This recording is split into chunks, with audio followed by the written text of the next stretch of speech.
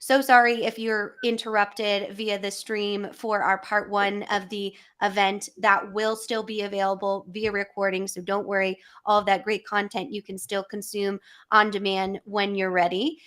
This is the second half of the day, which we're so excited to start it off with one of our topics that we can't ever seem to not talk about, which is organizational change management, and some of our top global colleagues that will talk through some best practices and most importantly, some deliverables. So real quick, some event logistics. No matter where you're watching, we are able to see your comments and questions. So please feel free to make sure that you comment in the chat section or the comment section, wherever you're watching. We'll address all of your great questions and engage with the audience. You know, our OCM specialists love the engagement. So that's something that that we can look at and make sure that we engage in that conversation. So with that, I am going to pass it over to the experts, and thank you so much for joining today. So with that, Donia and Nate, take it away. All right. Hi, everybody, and welcome back. If you did join us earlier, I'm just going to do a quick re-intro and start the session over again. My name is Donia, and I'm really excited to be here today because this is our first digital stratosphere for the EMEA region for third stage consulting. I'm here today in the capacity of the change management and learning enablement lead for third stage consulting for this region. I've done transformation projects across the world in multiple industries, most recently in the HR space, which is quite of interest. But of course, I also have banking, insurance, telecommunications, and IT experience. I'm joined today by my colleague, who is our practice lead in Colorado. He's the practice lead for change management for the US region. And I'm going to hand over to Nate to introduce himself. Thanks, Tanya. Hi, this is Nate Strohart with Third Stage Consulting, and I've spent most of my career, over 20 years, in digital transformation, software selection, and change management. And really excited to talk to you today about some of our change management projects that we've been engaged in the last year. We've huge uptick in clients requesting change management services, and have really seen not only a huge uptick in the desire to have these change management initiatives, but also in the size that we are seeing from our clients, anywhere from clients all the way to 30-person organizations. So we're really excited today to talk to you about these change management deliverables, which are the same no matter what the size of the client. I want to give you some examples of the not only the deliverables, but some examples of what we've seen with our clients and some of the trends that we've seen throughout the last year on some of our projects. So I'll turn it back over to you, Danya, and we'll get started. Thank you. Thank you so much, Nate. And I just want to really also reach out to the audience to say, you know, we would like to know what kind of deliverables you do as well, and just share with us, give us some feedback about what we're saying. We want to make it interactive. And I did mention it in our earlier session. I'm just going to say it again, that we specifically selected this topic because we believe there's been requests for it. And I've also heard it when we go present to clients, when we meet with clients, they say, what exactly do you do for change management? What are the deliverables? And sometimes it's really good to go to the foundation, to the core of this offering and share it with you. We're going to keep it simple. We're going to look at 3 elements. We're going to look at what the deliverable actually is, why we do it, and how it's done, with sharing of some stories, some case studies, some examples along the way. So I know we've only got probably now like 40 minutes. Let's get right into it.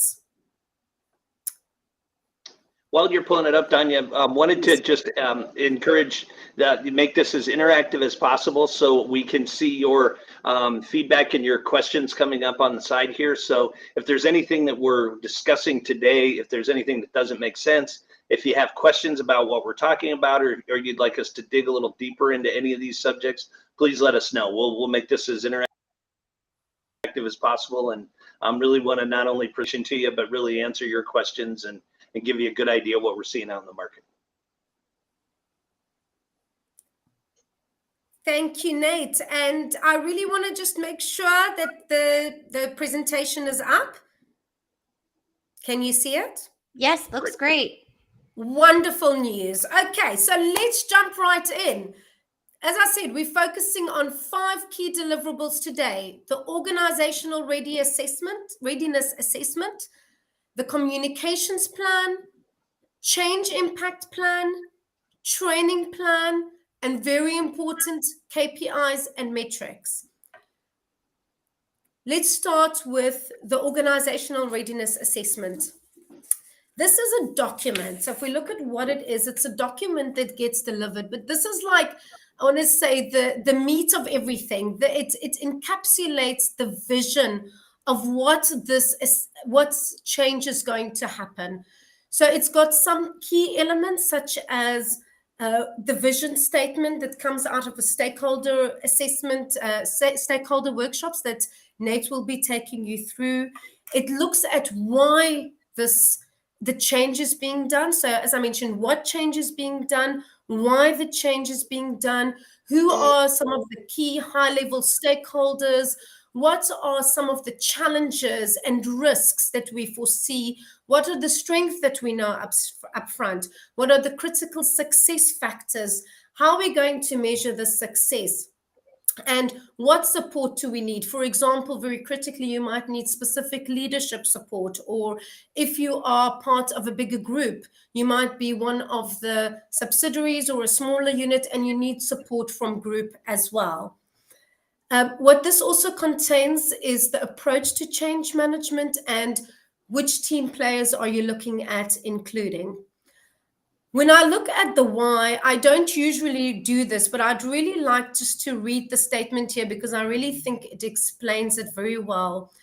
It is to provide and agree upon a clear understanding throughout the organization of where we stand now, where we are heading, how ready we are to get there, and who and what needs to happen to increase the odds of success. So this is really about establishing a common understanding amongst everybody that it's involved, especially the team players, the people that are involved in the development and the execution and involved in making the change a success. Also, the outputs from the readiness document will be used in the further documentation or assessments that we will discuss with you down the line. I will probably want to come back and share 1 or 2 stories, but I will hand over to Nate to speak about the how this is done first.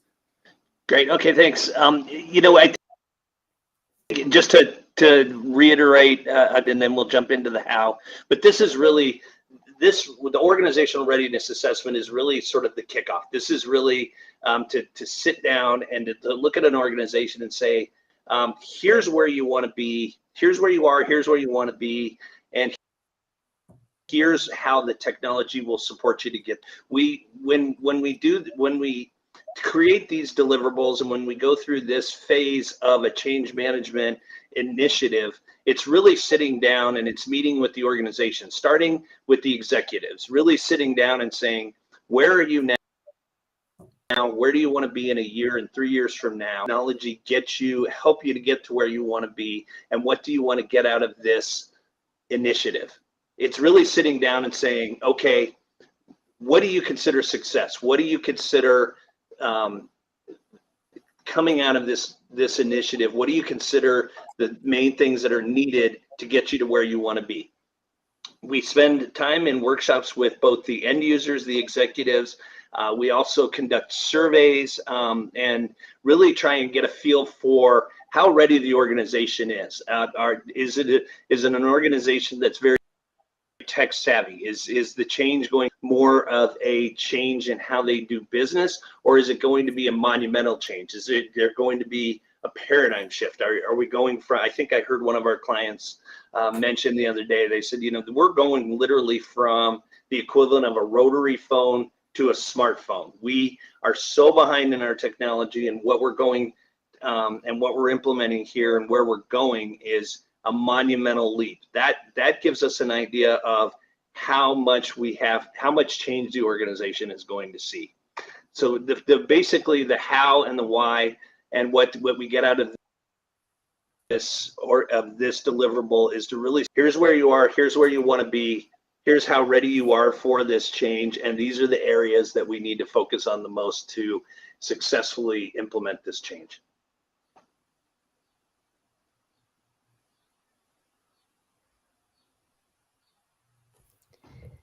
Yeah, and I wonder if we might be able to look at this question. I think it's a great one, and I actually have no idea what the answer is, from a user on LinkedIn.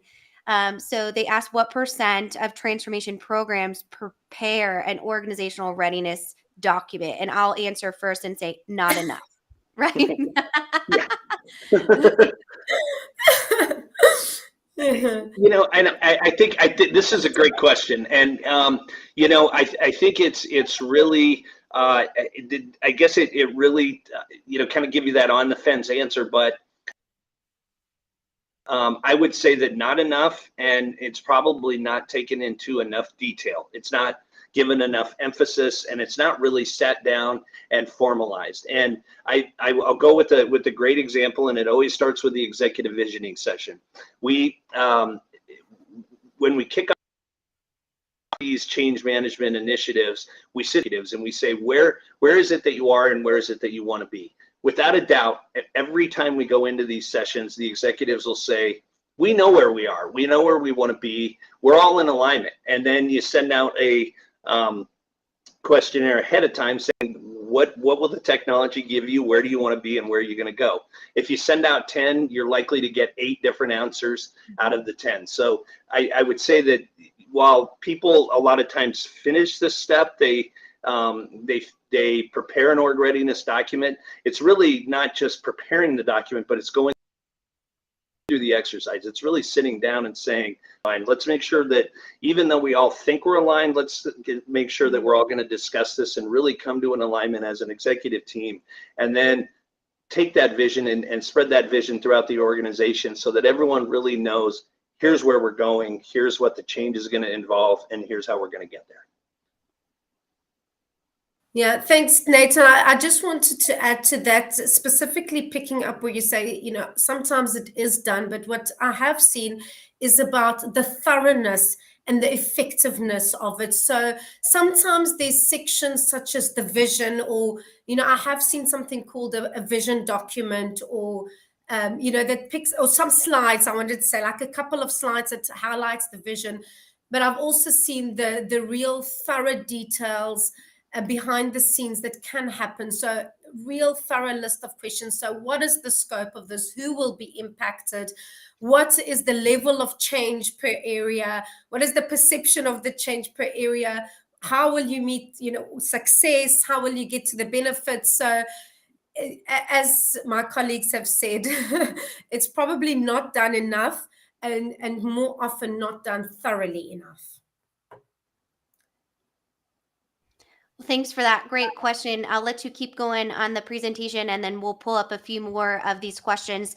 We'd love to know, just for the audience, where you're joining us from today. I know a few of you are already kind of used to that question and already answering it from our live streams, but it looks like we have some users from Botswana. We've got some from India, and then Iran as well. So all great global audience. So pop those questions in the chat, and we'll have Donia and Nate address them. All right. Thank you so much, Carla. Can you see my screen? We can, yes. Okay, great. So we'll move on. So coming out of this, the vision document, if it is done properly and thoroughly, very likely you will get an idea of the communication, the key messages, and basically the gaps in the understanding, and what are the key messages to keep everybody engaged and to distribute the communication, to distribute the information. What is very key to highlight about the communication plan is that it should have the foresight of not just looking at the communication for the current engagement, but the ongoing communication post go live. I'm sure many of you that have been involved in a change, either from the user side, like from the front end or the back, that you'll see something goes live and there's a communication to say congrats, we're live, and then it's kind of silent. You don't know how the change is progressing, how effective it is. So I really want to highlight that it's important to think of what you're going to do post go live until you've reached the stability that you set out to upfront. Another very important element to highlight in what we do with the comms plan is that it's not a one size fits all. It's not just one emailer or one newsletter that goes out. Deep thought and consideration needs to be given to the different areas, the different stakeholders, the type of roles. It could even be based on geographies that might require different type of information, and that there's multiple ways of disseminating that information as well, different mechanisms to use. And the communication plan is really to build the initial understanding of the project, but it will evolve. So those messages continuously need to be revisited as you're progressing through the transformation initiative. So that's a bit about what the deliverable is. Why it's done is really, as I said up front, to have an effective way to get everybody engaged and to have the correct information sent out to ensure that there's alignment and understanding. I will hand over to Nate here because I can go on and on. So Nate, over to you to discuss a bit more on the how we do it. Okay, this is great, and we're actually this is a great time to be presenting this because we're working with the client this week on their communications plan. So we have a lot of real relevant examples that we've been working on this week. But plan, when we talk about the how, it's first of all talking about the audience. Who is the audience that you hope to reach, and how, what is their what is the key message that you want to communicate? And throughout the initiative, the communication is going to be different. It's going to be different before you start the project, during the project, go live, and post go live. So we want to first of all say, who's the audience? Who are we trying to reach? What are we going to be communicating throughout the different phases of the project? And then really what channels that we're going to use. We have a lot of manufacturing clients. A lot of the employees at our clients are on the shop floor, so they're not using a lot of email. They're a lot more interactive face-to-face communications. That's going to be different than the executive suite, who's going to be each other most often through email, through Zoom calls, and through conference calls. So you really want to sit down and say, how are we going to communicate to these individuals? And again, how is that going to change throughout the project? As we're working on these different change phases, how has it been done in the past? How are we going to do it? And then really sit down and say, what do we need to change? What do we need to put in place to get the communication out there?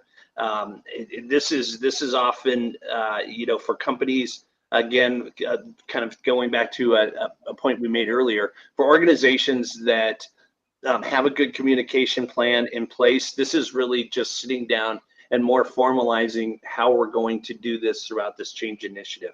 So this, out of all the deliverables, is one of those that it's really not only creating this plan, but it's really confirming, hey, how are you going to change, and putting a lot of detail around just exactly what this plan looks like. Absolutely. Great stuff, guys. Do you mind if we jump into a few questions here from the audience? Excellent. Yep, well, thank you again for all these great questions. Again, you have my full commitment that we will get to them all, whether it is live here or after in the comments, we'll address them. So this is a great one from Ghassan. Again, he's on our CIO panel, so feel free to join us later this afternoon. Great insight from him always. But what if a readiness document says that a lot of work needs to happen before jumping into a digital transformation project? How long can a client wait? And what if they refuse to do all the prerequisites? Well, I think this is a great question, and we're gonna hit a little bit on this later on in our presentation. But it's never there's. I would say that with all of this, it's never too late to start. And when you say how long can a client wait, well, I think the key is that it's really important to get started. So if you don't have, if they refuse to do all the prerequisites, if they don't have the time, or they don't see the importance, it's still important to get something started. So when we talk about this readiness document, while we might not be putting a lot of formality around it, I think that the key is that it's something that you just need to jump into. So really, I like to refer to it as, if you don't know what your starting point is, and if you skip this step, how do you know what you need to do to get to where you're going? If you don't know where you are now, you're never going to be able to know what the steps are to get you to where you want to go, just because you don't know where you are. Absolutely. And then I'll bring up this one too, and maybe we'll start with you, Donia, on this piece of it, and get your insight. I know your guys are chomping at the bit to talk. All our OCMs are, and I feel that way too. But do you ever find a challenge to get the right timing in the communication plans? Too early, people ignore it as irrelevant, but needs to give the audience enough warning of what's coming and how they're going to be impacted. So can you speak to that a little bit, Donia? Yes, I can. Thank you, Kyla. Doing all of this in reality is challenging, because the world is obviously moving fast. There's a lot of risks that might come up. So, of course, there are challenges that come up. And so, sometimes there's a feel that the timing is never right. But the important thing is that regardless of the challenges, it needs to be done. You might not, if you keep on waiting and saying the time is not right, nothing will go out. So, Carla, if you can please just pull up the rest of the question as well. I know I'm tackling the first part of it. So my answer to that is, even if there are challenges, it is very important to get the communication out there. And just to highlight that we spoke about multiple channels. And you're right. Some people don't have time to read an email, or an email is not the best way, for example, for some people. So try and be consistent with the messaging, get it out there. For example, I'll just give you something really practical, is if you have all of the leadership aligned, a simple thing is to request that in all the team meetings, they just update all the employees in the area about what's happening, where we are, and some of the key challenges. It could literally be as simple as that, to tackle the challenges of the timing and holding off because of risks. I hope I answered the question correct, the question that was asked. Unfortunately, I cannot see the questions while I'm screen sharing. So if I've missed anything, please let me know, Kyla. No worries. We have some great questions coming in, but let's keep going on your hows here, and then we'll jump back in. So keep popping those in the chat. We're watching them. Thank you so much, Kyla, and thank you everybody for your engagement. We're going to next talk about the change impact plan. And when we started off, we said the change readiness is really the meat. It has all the information. And between Nate and I, we agreed that change impact plan is probably the heart of everything, because this is where you really start to get into the details of the change impact that's happening. And what's very important to highlight here is that this is all the types of change. You bring in, if there's going to be a process change or a role change, it's not just the items relating to the technology. And really go through every change one by one, looking at the degree of impact of the change, which groups it's going to affect, what's the perception of the change by those groups, and then coming out of that is what are the action plans that are going to be put into place. And those actions can feed into your change management plan or back into your communications plan. And then you can also create a heat map where you look at what are the top changes and what are the top priorities. I just want to make sure I've told you everything here. So, and what some people ask about a stakeholder assessment. Often in the work we do, we include the stakeholder assessment as part of the change impact. And as I said, mapping out what changes are affecting which groups. So this is really done to be able to track the details of the changes and to know which groups it's going to impact, which geographies it's going to impact, and to know what the types of changes are and that they are all being tackled. Nate, over to you to talk a bit on the how this is all done. Yeah, so this is really, again, kind of the meat of it, and this is really kind of the most challenging part of most of the change impact initiatives that we undertake. And this is really when we sit down, this is spending a lot of time with the executives and the end users to sit down and not so much focus on what their job is today. That's very important to say, how are you doing it today? But how are you doing it today? How are you going to be doing how are you going to be conducting business in the future, and what that change is. It's really sitting down and finding out, what are tracking all the changes. So that sometimes it's as little as we're going to be calling fields different names. We're going to be tracking things differently, all the way through to the new technology will change the way our organization is structured. People are doing their jobs. The different work streams will be divvying the work up differently. So it's really sitting down and saying, what are those challenges? What are the what are we? What are the big ones? What are the small ones? Keeping track of all of them, and really, while everything's important, let's focus on the top change impacts. Let's address those, and let's really make sure that we have a good assessment of what are our opportunities, what are our challenges, what are our strengths, and what are our weaknesses. Are we ready for this change? Is your impact? Do we need to train differently? Do we need to put different skill sets into our employees? Or is this something that it's just going to be, I turn on a screen tomorrow morning, it looks a little bit different, I call things a little bit different within the system, and it's really not going to be much of a change. So it's sitting down and just getting a really clear assessment on where we are, where we're going to be, and how ready we are for the impact that's going to happen with the new initiative.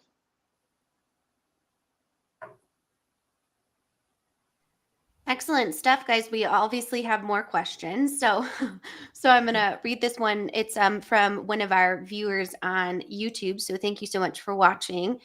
Sometimes the management requires plans with timelines when actual readiness is not yet established. How can you tackle this situation and convince management to focus on the readiness first?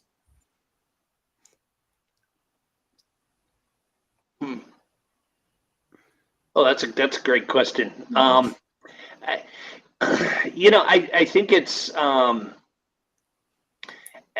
think it's just probably the best way that I would answer that is just to sit down and really clearly lay out what the initiative is, have a good plan, and show the importance of each one of the steps. I know that that's a little bit of a high level answer, and I'm not sure if I'm answering the question correctly, but I think it's really just sitting down and saying, here's our comprehensive plan for the entire initiative, laying it out and talking through the importance of to get through this initiative. Yeah. And Nate, if I could add to that, something to that, we almost want to say it's never too late. So what I've seen happen in this scenario is often at one point you'll see the negative impact of not having done the readiness, perhaps the changes already. If you have several releases, you might see that already after one release, there's no response. There's no adoption. So it's very important that even if you haven't done the readiness up front, to still go back, pause, and look and use that to go back to leaders and say, well, we need to do it differently this time. Often, unfortunately, it's learning through mistakes in this case. And I'm just reading the question on my other screen here. When readiness, what I think is also important, just that first part is about how to tackle it when readiness is not yet established, is if you as an individual are aware of potential challenges or potential pitfalls that you really believe this is not going to work, this change is not going to be effective if we don't address, have the courage and be direct to go and actually show what those pitfalls are or what those challenges are, instead of just, saying, let's do a readiness. Sometimes leaders really need to see the practical outcomes. I hope that helps. Yeah, I think so. And I'll just add, even though I'm not on the panel, but I just like to share my opinion. You guys know that. But so I think it's one thing is to bring in the experts, because a lot of times that internal trust isn't always established, which is not a bad thing.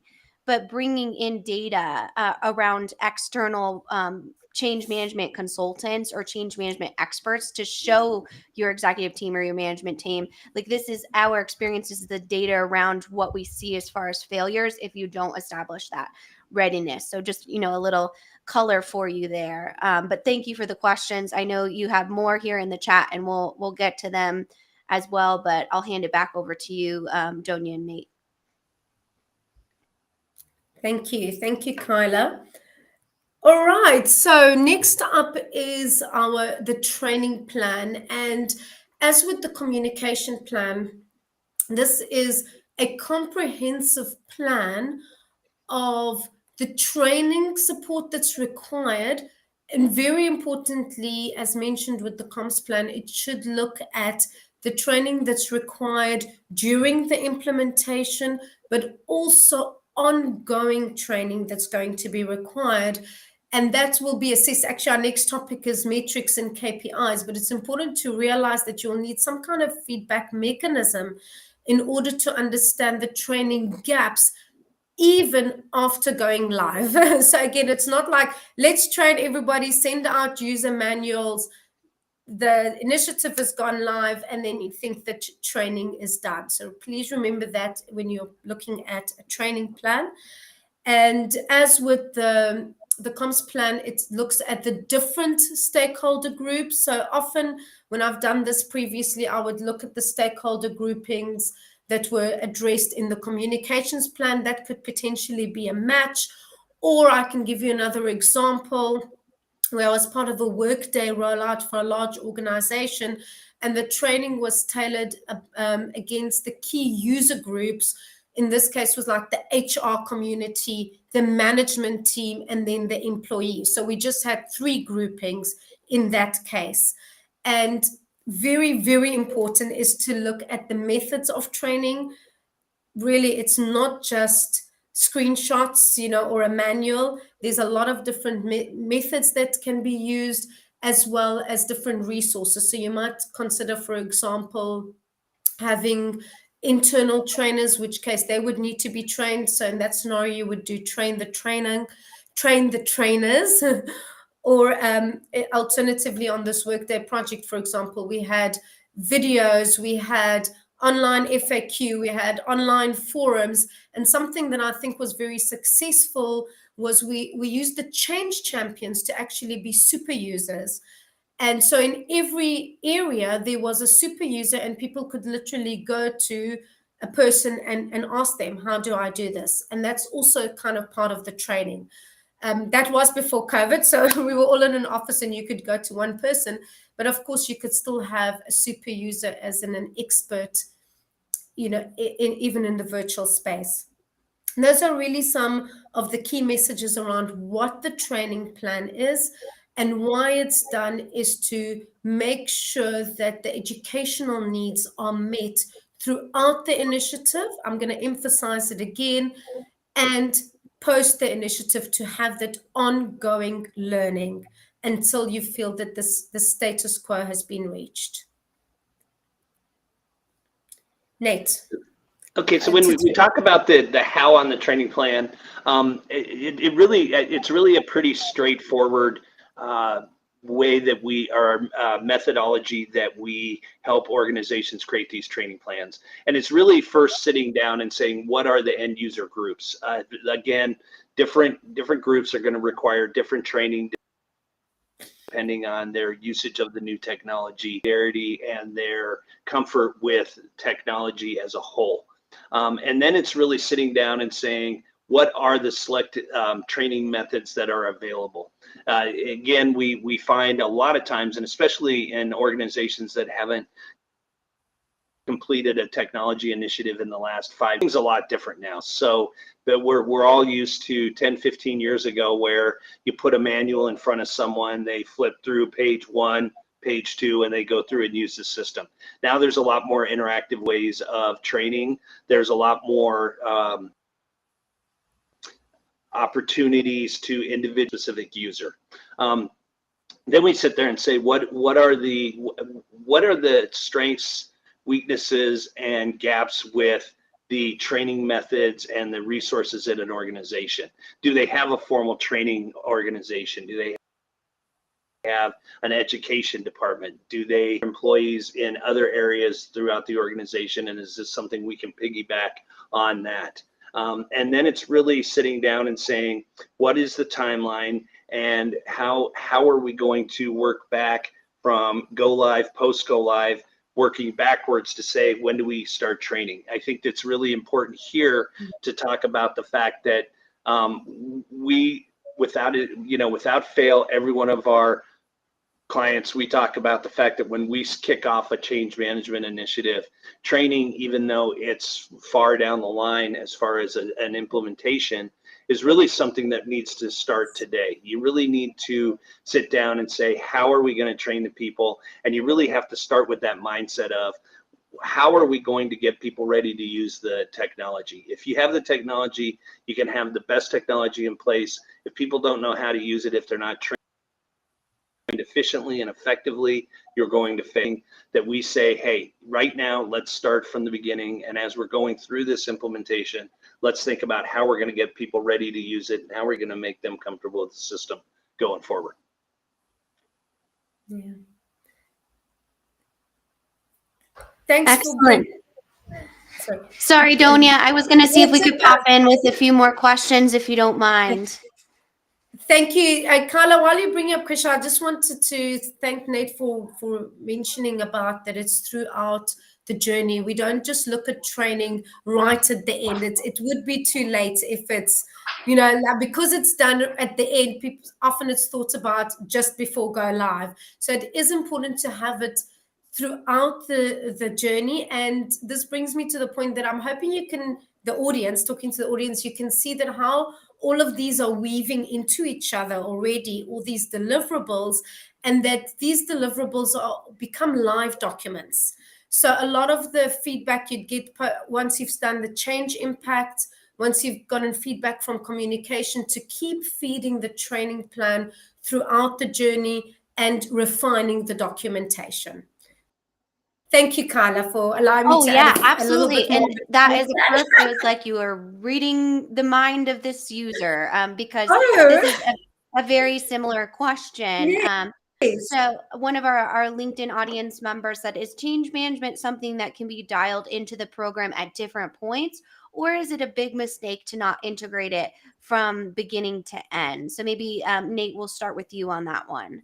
Yeah, this is a great question, and this is something that really hits home. One of our biggest clients here at Third Stage, we kicked off about a year ago. They were about around 9 months into a technology initiative, the implementation program. We were called in, where I would say 9 months into a 24-month initiative, and really, I would say it's never too late to start. So it's it's ideal. Obviously the best case scenario is to start everything at the beginning. It's never too late to start, and you can always go through and you can make up the steps and you can catch up to where you are.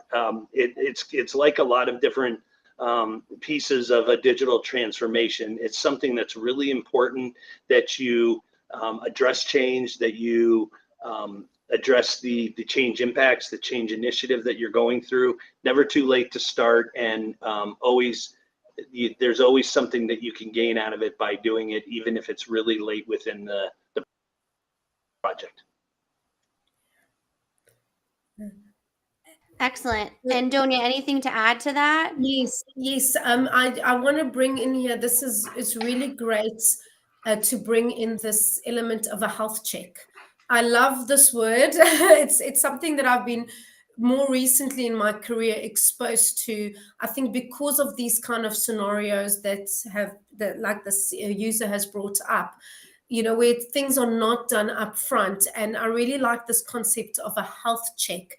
And as Nate mentioned, we are working with some companies that have actually had this pitfalls and not done it up front and realized, okay, we need to start with this, or we need to weave it through. So we stop, we pause, we come in, we do a health check against all the categories, all the objectives of change management, look at what are the gaps and what is the corrective action that can be taken.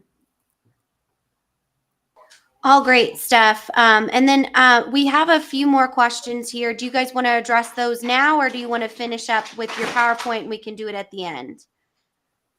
Carla, we've got one more deliverable to go through. So Great. Just to connect all 5, and it might just close off the picture. Do you agree, Nate, that we quickly finish off?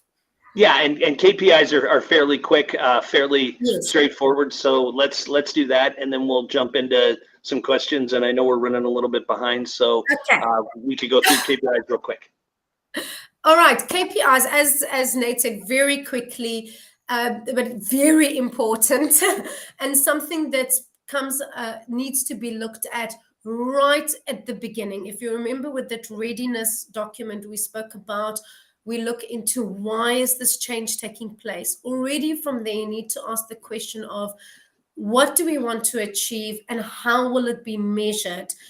And that needs to be relevant. It needs to be measurable. It needs to be agreed, so that come down the line, you press the button, you go live, and then you can actually measure both the success of the benefits of the change as well as the user adoption. And that will allow to take corrective action if something is picked up. I'm going to just move on to the how, because I know we've got very little time. Again, I could speak about it for hours. Go ahead, Nate. Yeah, so basically this is KPIs are really something that we link back to the first deliverable that we start with, and that is really sitting down and talking to the end users and the leadership and saying, what is it that what are your goals from this new technology initiative? And it's really saying, what do you hope to get out of the technology? How are we going to measure what success is? Measuring, creating a measuring mechanism, and really sitting down and starting to say, can we measure how we're doing things today, and get a baseline for where we are today and where we will, and then start to then really track key performance indicators, not only on our current technology, but as we go live and as we go post live, and using the system to really sit down and say, how are we benefiting from this technology? This is really one of the most deliverables within a change management initiative. However, I say this is really probably one that organizations struggle with the most. It's really hard to define. It's really hard to measure. It's really hard to track, but organizations that and clearly create KPIs and run their business based on the success and on the benefits that they're getting from their technology really see the most benefit from a new technology initiative. Awesome, guys. Well, if we can, we're going to take a few extra minutes to go over these questions, um, if you're ready for that. So if you're done sharing, I can put them up here on screen if you want to be able to see them. So first of all, I just want to. Lindsay has a great question here. Um, so are all the deliverables shown at the beginning, or are they in parallel, or what does that look like as far as those? Donia, you want to take that? Yeah, maybe I could. I was just going to say, maybe I could take that, Nate. And it actually works very well with this final slide that we've got on. So they are not stepping stone. Yes, absolutely, they can be done in parallel. There's some that you would likely want to start up front. Some that are clearly up front. For example, the readiness assessment. But once it's done, the readiness assessment, it becomes a live document, and you need to continue feeding that document as more clarity and more changes are defined along the way.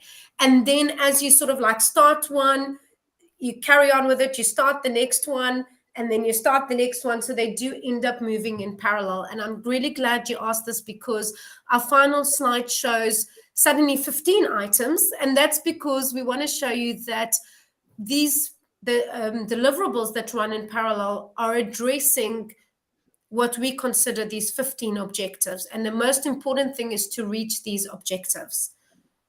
Whether you're going in parallel, you might go a bit like in a circle, but ultimately to make sure you address all the objectives of change management that are listed here.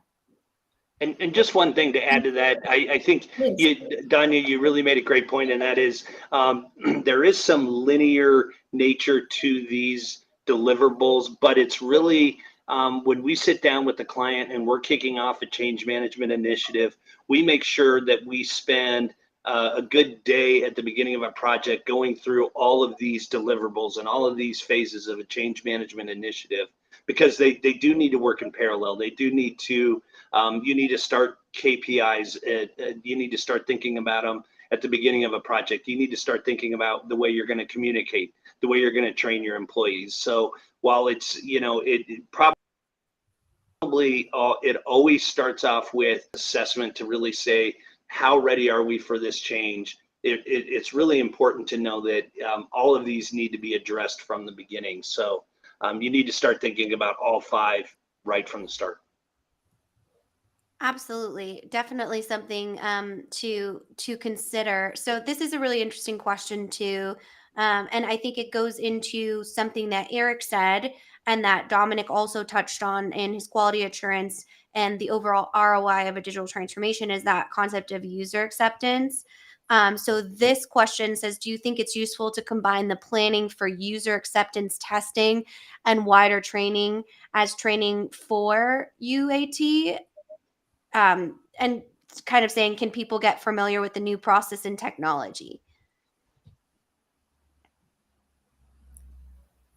I'm just taking a moment to really get to the heart of this question. I think so too. I think it's basically user acceptance testing and the wider training. Should those be done together, or what does that look like as far as not only the structure, but how do you get them familiar outside of testing with the new process and technology? Yeah. Well, the way I see it is that they're probably different things. So the user acceptance testing is usually done with a small group to see, how's this technology matching to the requirements. Whereas when we're talking training, we're actually looking at training across the organization, across all the stakeholders, people that are somehow engaging with this change. Everybody needs to be taken into consideration.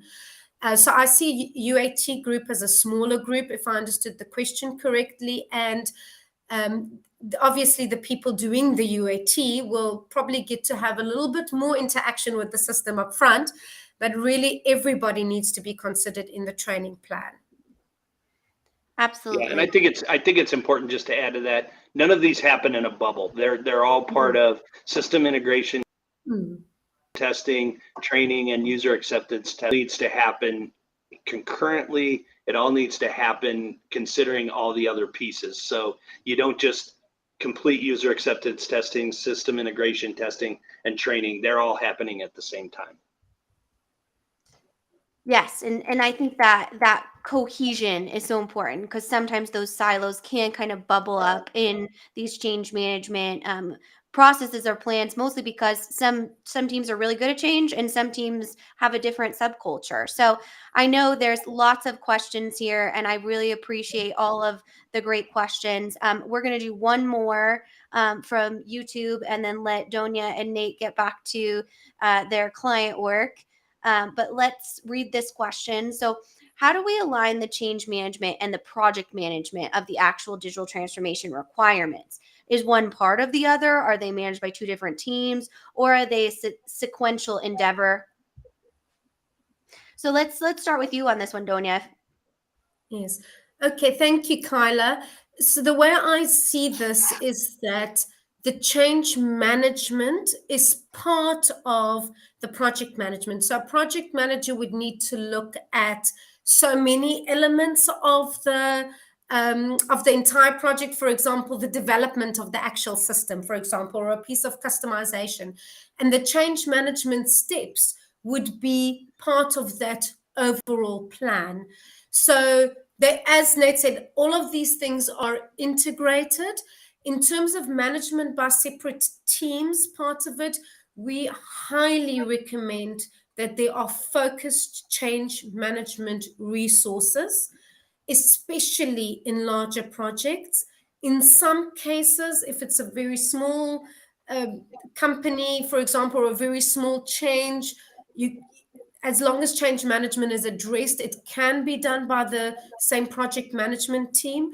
But as I started out saying, project management looks at a lot of different elements, and we need the change management expertise to focus. You saw all those different deliverables, how they feed into each other, looking at the different impacts of different groups. So it's very important to have the change management focus working integrated into the full project. Thank you. Absolutely. Won't even elaborate on that. That was a great answer. Just like mic drop situation here. Great. Okay, Great session, you guys. Thank you so much. And I know, thank you to all of our great engagement. I know you have a lot of questions. If you'd like to connect with Donia and Nate, I did drop both of their LinkedIn profiles in our LinkedIn stream. So be sure to follow them for additional thought leadership in this area. I also highly recommend downloading our 2023 digital transformation report, as that is a great section in change management to understand kind of how it fits cohesively throughout that.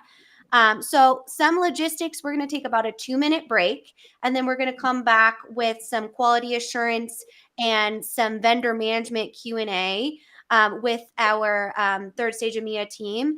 And then lastly, we are going to finish out with our CIO panel. So these are CIOs, current CIOs, former CIOs in the specific EMEA area. So it's a great opportunity to learn about the evolution of the CIO and understand where information technology is going as an industry. So with that, thank you so much, Nate and Donia. And we will see you in about 2 minutes, folks. Thanks for your time, everyone. Thank you.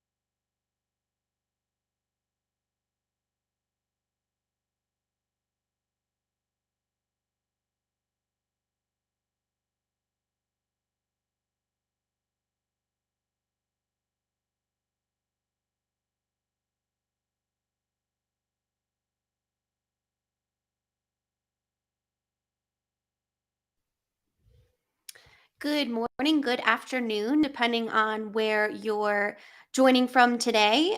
Thank you for joining our Digital Stratosphere EMEA. This is our afternoon session. Just a few event logistics if you are jumping in to join us for this Q&A. So we can see all of your questions and comments on the social media platform that you're joining from. So please feel free to engage with this conversation. This is a Q&A session. We're actually done with PowerPoints for the day. So we like to finish with the fun stuff. So we'd love to hear from you about your questions around quality assurance and overall vendor management. So we have Clifford, who we met earlier this morning, but we're going to be doing some Q&A with him. So Clifford, could you give us a bit more introduction on your background? Because I think a lot of our audience doesn't realize the wealth of experience that you have. Sure, I'll do that, Carla. Maybe just let me address one thing up front. I did hear you say that these are the more fun sessions in the afternoon. So leading into my background, I'm an IT guy. That we don't do fun. So I'm looking to you to bring that fun element to it. So great.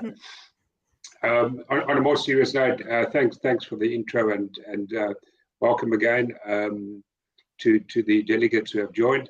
Yes, on my background, so I have spent many years managing and leading large multinational ERP programs, as well as consulting on it for different consulting houses, including KPMG and EY, Gartner, and I have also been a CIO before that, so I kind of get the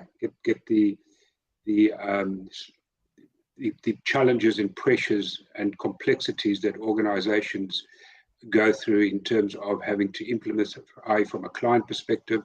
And as of the last year and a half or so, very much involved with trying to establish our EMEA footprint in Europe, Middle East, and Africa. And this Stratosphere is, of course, a major event on that journey. So thank you for having me again today, Carla.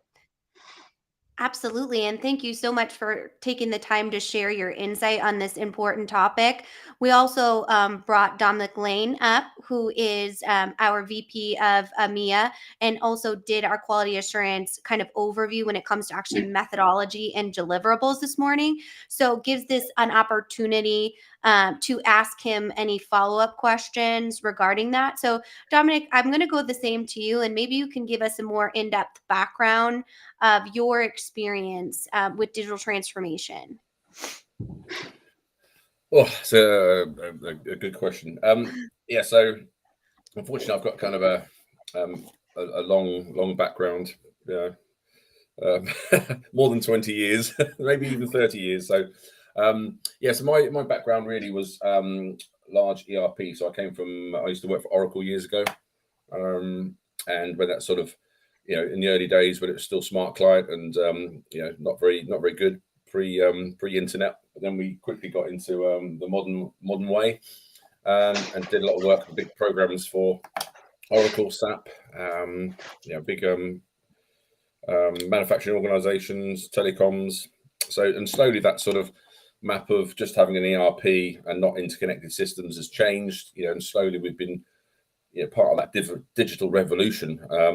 And for me, it was really, in the early days, it was all around, electronic invoices. Can we stop shuffling paper around? Electronic invoices, XML, EDI, and slowly that's sort of moving into much more complex areas around, full integrations, a digital back office, completely digitizing all assets and artifacts. You've obviously got the front end, Amazon, Shopify. I've been involved in quite a few projects that have integrated Amazon for fulfillment by Amazon, Shopify into NetSuite and things like that. So that whole digital shop, digital front end, digital factories, and now you're looking at AI and distributed sort of distribution kind of online. So the whole thing kind of moving from old clunky disparate systems to full SaaS, PaaS and digital footprints across the digital back office, digital shop, digital front end, digital factory, digital warehouse. Really quite exciting. And up into I've had less experience of the whole data lake and AI and RPA, but that's sort of something we're starting to, get more and more into at the moment. And so for me, my ERP background has really morphed into this whole thing about digital strategy. It's not just ERP; it's a whole bunch of other things that incorporate. What's that nirvana of end state look like? So it's been really, really good. And kind of still young enough to understand some of these technologies now. So the next 10 years look really, really quite interesting in that sort of space. Well, it certainly has evolved, and as both of you are parents of teenagers, you have been thrown into the technology space, certainly both personally and professionally, I'm sure. And I've also never heard you, with your accent, say Amazon, so that was a fascinating experience. Amazon, Right. yeah. Did I say it differently? Yeah, right. But let's jump into kind of talking through Shopify. Yeah, it's very English. Shopify. Yeah, right. Amazon. It is. Yeah, I love it. Makes me feel super sophisticated. So let's jump into kind of the quality assurance and understanding kind of where that fits within the digital transformation project. So Clifford, I'm going to go to you with this one. When it comes to quality assurance, how can you be sure that your quality assurance plan is optimized for success? Yes, I think in responding to that question, Carla, perhaps one needs to start with this as to what does one want to achieve with a quality assurance plan. And simplistically put, I think it really assists the client in the decision-making process. And what do I mean by that? So what we're saying is that it assists the client in making informed decisions at critical intervals throughout the project lifecycle. And of course, why informed decisions? Because the quality plan hopefully sets out the predefined criteria that need to be met for critical deliverables along that project roadmap. So in terms of ensuring that it's optimized, one has to ensure that that one understands the deliverables. One has to ensure that the plan talks to the type of metrics in terms of industry best practice that need to be in place for those deliverables. And then, of course, it's equally important as to who makes the decision. We don't necessarily want an SI marking their own homework. So having some level of independence and objectivity. And if we have those 3 or 4 components in place, then I think you have a good foundation for your quality assurance plan. And building on that, Dominic, how do you ensure that you have ownership over your quality assurance plan and it's matching your business goals and objectives as opposed to that of your software vendor or SI? Yeah, good question. I think that's probably part of having and one of the benefits of having independent insurance, where you can kind of go over the top of kind of all the different areas and departments, stakeholders, to look at that whole governance model, the charter, to ensure that everything that's in that charter and assurance plan, quality assurance plan is actually enacted. I think we mentioned it before. Sometimes these things look good on paper, but how do they actually become real? And that's some of the steps we went through earlier in terms of really assessing what position certain areas are in and having a proper RAG status that is backed up by an action plan which goes into a management plan and gets enacted. So I think you really got to have that independent view as well as good PMO. So with that independence, we talk a lot about that obviously here at Third Stage, Clifford, because that's, who we are and the value that we bring to our clients. But can you kind of explain the different agendas of partners that go into a digital transformation project and why it's important to just understand that professional skepticism? And sorry, I stole your buzzword because it's now mine. So. Absolutely. So I think what clients need to realize, Carla, is that all the different stakeholders involved in a digital transformation program don't necessarily have the same agenda and the same expectations in terms of outcome and success, and certainly don't have the same definition of success, which is a pretty important point when you're embarking on a lengthy, costly transformation type exercise. So to me, it really does start with having some common and documented and preferably embedded in the SI contract T's and C's or definitions of what constitutes success for this engagement, so that there's a uniform standard definition for success, and from that one can then start to define the different quality metrics. And let's face it, for the vendor, as one can expect, the agenda is going to be pretty much ensuring that they meet their contractual obligations. That's generally going to take us to the deployment of the solution and not much beyond, perhaps a little bit of what's generally called hypercare or hand-holding type of support. And it's absolutely important that we are able to assess whether those objectives have been met, and therefore having those quality metrics embedded in the contract up front in order to ensure that it meets the client's expectations in terms of what constitutes success for the project, and not the vendor's expectations, because they are going to be different. So fundamentally important that there is that uniform definition to start with, and that the quality metrics and quality plan enable the achievement of those objectives, and all stakeholders buy into that. Absolutely. And this is a great question from one of our users on LinkedIn here that goes along with those.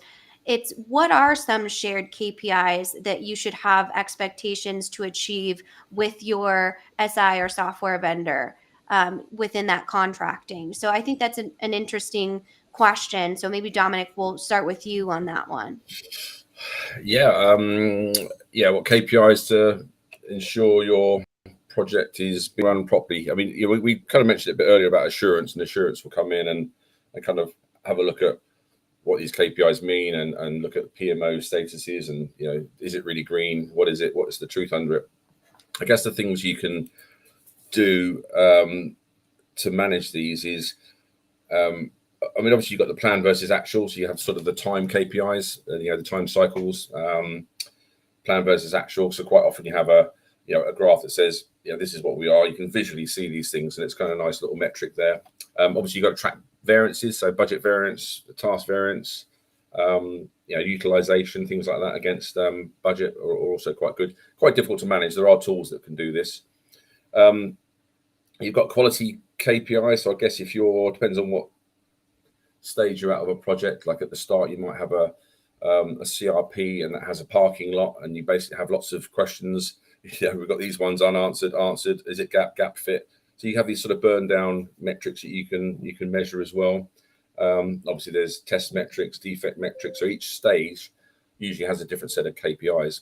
One of the things I'll probably add is quite important to have and these are all part of a stage gate review normally, but your weekly PMO should be able to have KPIs that sort of have a burn down rate and kind of can give management an idea of whether you're on track or not. But I think for me, it's things like milestones, having your key milestones really defined well, entry and exit criteria. So everyone knows, hey, what happens when we get to the end of the design phase? What should be in place? What happens when we get to UAT? What metrics are we measuring? How do we enter UAT? Things like that. So I think the combination of those KPIs and strong milestones and entry exit criteria, and milestone reviews. Absolutely. And what are your thoughts there, Clifford, as well? You mentioned kind of the contracting and getting that going up front. We actually have a great comment from one of our users on YouTube about needing to engage those quality metrics. What are your thoughts there? Yes, thanks, Carla, and I'll talk to the question specifically in a second. But let me first say that it's fundamentally important that one has the conversation with the executive and gets them to understand what are the critical decisions that will need to be made, that they will need to make on this journey, because that's where it starts. We talk about what are the quality metrics. So there's certain fundamentally critical decisions that the executive will need to make. They're going to be primarily around how they structure the contract, how they structure the project, who needs to do what in terms of roles and responsibilities. It's going to be around the design. What are the pain points and business process requirements going forward? The business case, what are we looking to achieve? Testing and go live. So there are probably 6 or 8 absolutely critical decisions that you want your executive involved in, and not involved in. You want them to own those decisions. And let's take just one major decision: go live. As a client, on on what basis will you decide whether you are ready to deploy the new solution into the business environment? What are the key criteria? And that's an important question to have with the executive up front and the members of the steering committee. And typically it's going to be, as Dom was saying, it's going to be around the extent to which the solution's been properly tested, the extent to which the end users have been properly trained, the data's been migrated, and 3 or 4 other critical areas. So in terms of what metrics does one apply, I think the first question is, what are the critical decisions that need to be made, and what are the metrics that will inform them? Secondly, and then I think thirdly, and it's useful to document even to this level of detail, thirdly, what is the type of evidence, in what format that will be presented to the executive to enable those decisions to be made? And that leads me to the question that around the SI. The SI has an absolutely critical role to play, of course, in ensuring that the deliverables are delivered in accordance with the predefined levels of quality. And therefore, and the only way to ensure that happens is to embed it in the contract up front. If you don't, good luck to the client that's trying to have that conversation with an SI halfway through the project when when you're burning X number of dollars per day, etc. It's going to be a very difficult conversation. So we certainly encourage and advocate that clients have these conversations upfront before the SI is appointed, and make it a requirement of the RFP process, and ensure that they're embedded. You're just in such a much stronger position if one can do that.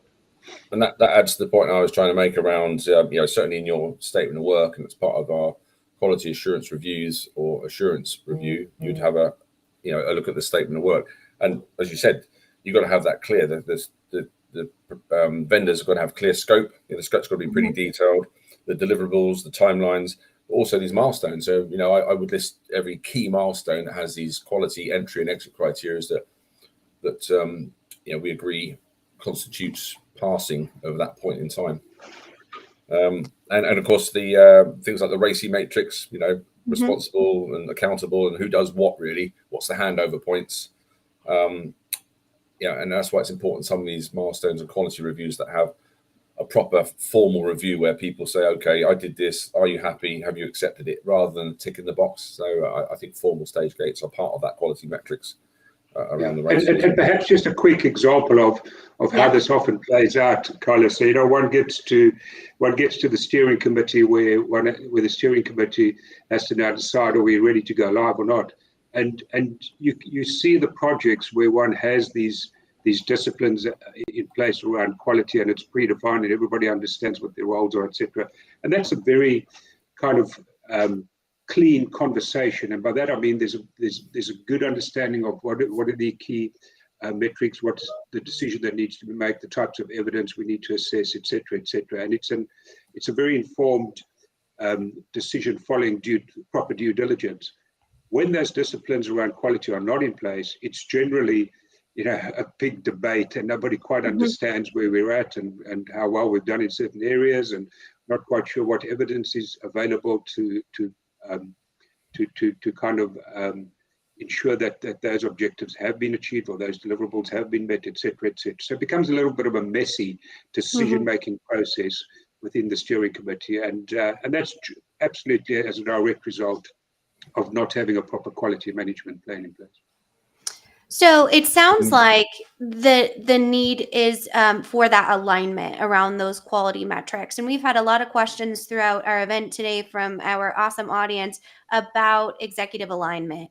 So how do you achieve that alignment around those metrics and ensure that it's something that you can trickle down through the organization?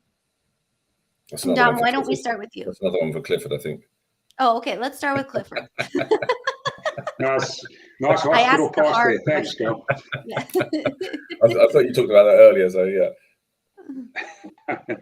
Yes, no, absolutely essential that executive alignment, Carla, and the question I think you're asking is alignment around what, and I mentioned this earlier as well. I'm a strong proponent of an executive type boot camp up front, exactly to tease out those questions and get the executive to agree and understand what such a transformation journey entails, what are the critical milestones, potential pitfalls, and very importantly, what decisions, once again, are you going to be asked to make? Because that allows them to prepare. That allows a head of department or business process owner to know that in 3, 6, 9 months' time, we're going to do user acceptance testing. I'm going to be accountable as the head of finance, head of supply chain, etc.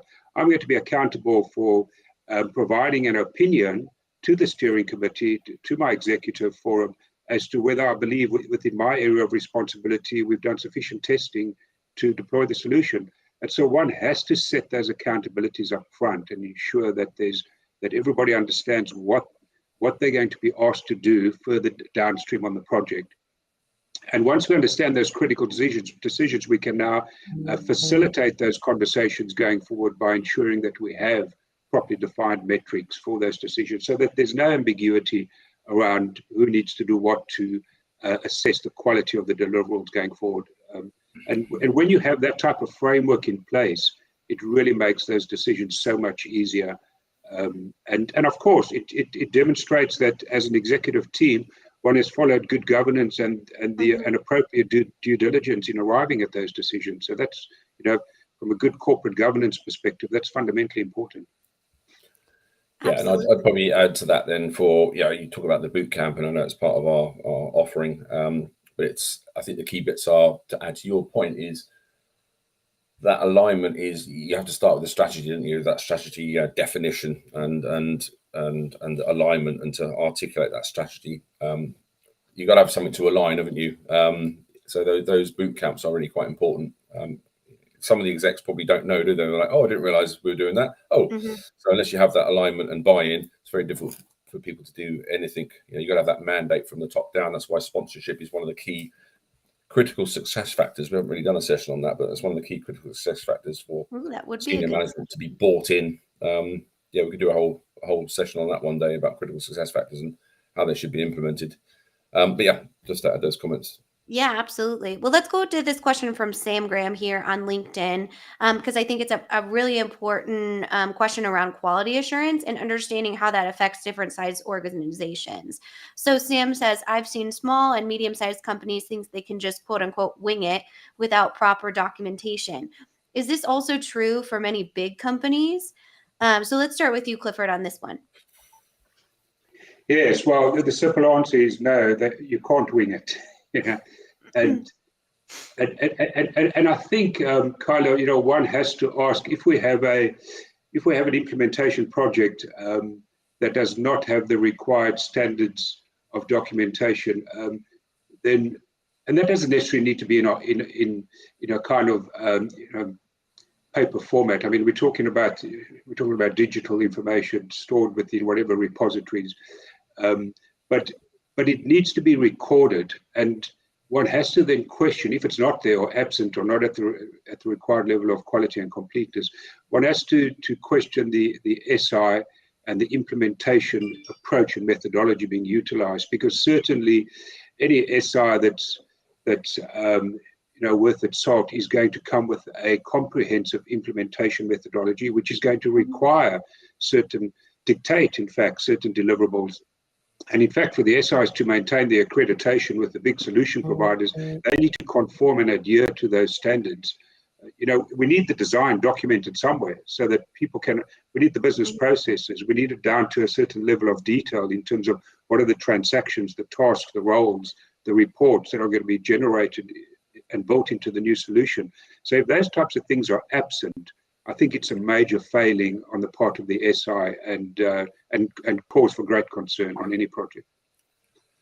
And that's why we always do a very detailed artifact review on what these are the documents you should have. These are ones that are missing, or but I'd also, to answer the question, I think they certainly shouldn't wing it, but I still see a lot of companies do that now. And quite often at the start, when we say, okay, we're going to come and do a current state assessment, almost every one I've done recently, and this is maybe pre a big ERP project, but after they've got existing systems they've been using for years, when we say, what's your current processes, most of them don't have process maps. Well, show me your SOPs then. Oh, well, yeah, Dave did that, and he kind of, it's, all right, what about a system architecture?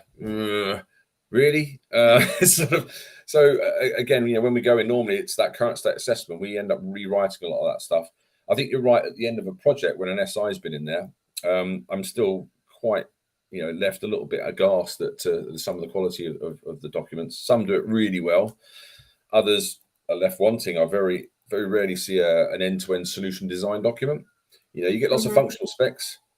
Here's my silo, here's that silo, and some configuration workbooks, but having an end-to-end solution and a document that's got true revision numbering and stuff like that, I think the industry is woefully lacking in that. 20, 30 years ago, when I started out, we were hot on paperwork. Everyone did dotted the I's, crossed the T's. You make one small change, you got 10 pages of documentation, just in case someone leaves and someone's got to pick it up. There's a lot of pride in that. I think now it's just too much money. You've got to be efficient, lean. People don't like to, you got to make sure that's in the statement of work again. Produce a solution design doc, do this, do that, all the deliverables. But anyway, that's my 10 cents or 50p. Yeah, absolutely. And that's lots of them do wing it. Yeah. Oh yeah. So, and I think the wing it piece is a lot of times when we come in, third stage either does very expensive restoration projects for those organizations that did wing it, or we come in for that program assurance to say, we will, take a look at all of your strategic documents, and then all of the partnership contracts with SI, those types of different things to help make sure that organizations are able to navigate this, because, again, you don't know what you don't know. In that type of arena. So we have another question here from our YouTube user that's quite technical. So this is for software development specifically. So quality assurance takes a deeper meaning. There's the quality of the UX UI, and then there's the quality of code, making sure it adheres to SE principles. How is that handled? This is way outside my wheelhouse, so I hope somebody else has a great answer to this. So who wants to take a crack at it first? I was chopping at the bit. I could see it. You're the IT guy, aren't you? Yeah. It's a little bit outside of my kind of experience as a project program manager at that level. I guess I'm thinking where I've had issues around the build and that sort of coding is issues with sprints, this agile sprint methodology that sometimes is deployed, and I've not been on a project in the last couple of years that's done one really well. And I think these things around the quality metrics that you're probably talking about is left a little bit wanting. So, and I think some of the issues we've had with assurance work has been after sprints. The sprint has happened. The quality of the code and the testing and the user interfaces don't really kind of match. As I see Sam's not agreeing with the agile. Yeah, so agile for me shouldn't really be deployed unless people really know what they're doing. I much prefer the waterfall on ERP implementations for sure. Yeah, I mean, I would add to that to say that I think it's fundamentally important, and what I do see happen quite often is in terms of development, the client, where clients are big enough and large enough, that is to utilize their own technical staff to provide oversight on what the SI is doing and ensure that they comply with the organization's quality metrics regarding development. So I think that the client interaction and oversight of the development effort from the SI is extremely important, so that there's no misalignment between the standards that the SI bring and the client's own technical standards around development. Yeah, absolutely, definitely. So when we're talking about agile, and I'll bring up kind of a building point on this question. How does that affect the quality assurance requirements if you are taking more of an agile approach? And maybe for those that don't know the difference between agile and waterfall, maybe Clifford, you could give us a quick rundown on the difference there. Sure. I mean, there's no doubt that the quality assurance approach is more complex on an agile project, and I think it's an interesting comment made in terms of not agreeing with agile in the ERP space. I have my concerns as well. And of course, all the major ERP providers these days also have an agile methodology. And I think that's because of the pressure that's come from the marketplace in terms of projects taking too long and so on. But essentially, the waterfall approach is a lot more structured, and it can follow a very structured and systematic stage-gated process. So, as an example, we want to complete all the design before we move into build. We want to ensure that the build has happened in accordance with the design before we move into testing, and that's for the full solution. Of course, in an agile approach, it's a lot more iterative, and it's a lot more focused around specific scrums or functional teams. So we could have multiple components of the solution at different stages on the project lifecycle. We could have some development happening. We could have some iterative testing happening on different solutions, and at some stage it all needs to come together. So it does complicate the QA approach, but it's certainly a comprehensive quality assurance plan and program is still absolutely possible within an agile environment. Yeah, I must admit, to add that I don't like sprints in ERP if we can, or agile. I mean, it normally ends up being, we've done some design, there's a bunch of requirements, and they get to a stage where they go, okay, we've got some requirements, we've got to set a bit of time. How much work can we do in that period? And then go to the next bit. But, it's difficult to prioritize, and I've never quite kind of understood how the backlog, doesn't go down quick enough, and sprint 1, sprint 2, and, what's the overlap? And sometimes it's done for config items as well, not just development, where you've got 5 interfaces and we kind of do the development sprint. It's done with config as well. So one of the things we advocate is, unless it's really tried and tested or you've got massive development, I don't like offshore, unless it's well managed or just for certain key areas. And the agile sprint methodology is a tricky one for me. I've not seen it go well I've probably only done 4, but they've always gone a little bit astray. From what I can tell. No one really knows what's going on. It's just sort of a bit of chaos that people like to do, and then at the end of it, we try and unpick the chaos and see what happened. Oh, there's remediation to do. I've not seen it done well, so I'm sure there's agile people out there screaming at the screen now, going, "Of course, it can be done well." But yes, actually, on our live stream this last week with Wendy, who wrote a book on strategy to reality, is her book. It's called. One of our great guest questions talked about technical chaos, which I think is a great way to kind of describe what can happen in a digital transformation if you don't have those roadblocks to quality assurance. So moving through kind of what that looks like from a vendor overall integration, I'm wondering if you could share kind of a high level top 3 tips to achieving a quality assurance or a successful quality assurance plan. So Dom, let's start with you. Okay, so sorry, top 10 key points for vendor quality assurance, or just quality assurance? I mean, you can do 10. I asked for 3, but if you are an overachiever over there.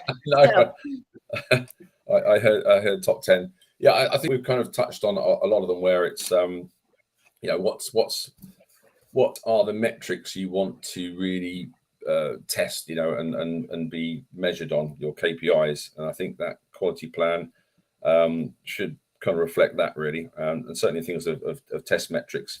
You've got other important things like regression testing. I think I would look at regression testing, data reconciliation, business readiness. They're kind of some of the key planks, I think, for any project, and how you work that into a quality metric can be a little bit tricky, but they'll probably be the 3 areas I would look at. Regression testing is only there if you've got a live system. Obviously, a lot of people do new ERPs, but quite often we've got areas to do regression testing. But data reconciliation, difficult to do a KPI. And what about you, Clifford? Are you going to do 10 or maybe 15 to top Dom? Or I only did 3. Sorry. Okay, let me focus. So I'll just do 3. I think number 1, ensure that you link it to the decision-making process. Understand what are the critical decisions. Number 2, ensure that for those critical decisions, around, and they're going to be around what's been, whether certain deliverables have been met on the project timeline. Ensure that you link those metrics to those decisions. And the third tip would be absolutely important that they are embedded within the SI contract so that you have a mechanism by which to hold the SI to account. And those are great. I love how Dom went more on like the deliverable side and Clifford went more on the strategic side. So that's such a good sampling. So last question, true or false? So you don't have to, name top 10 things, Dom. So calm down. You'll be. I'm English. I use too many words to describe Yeah. few things.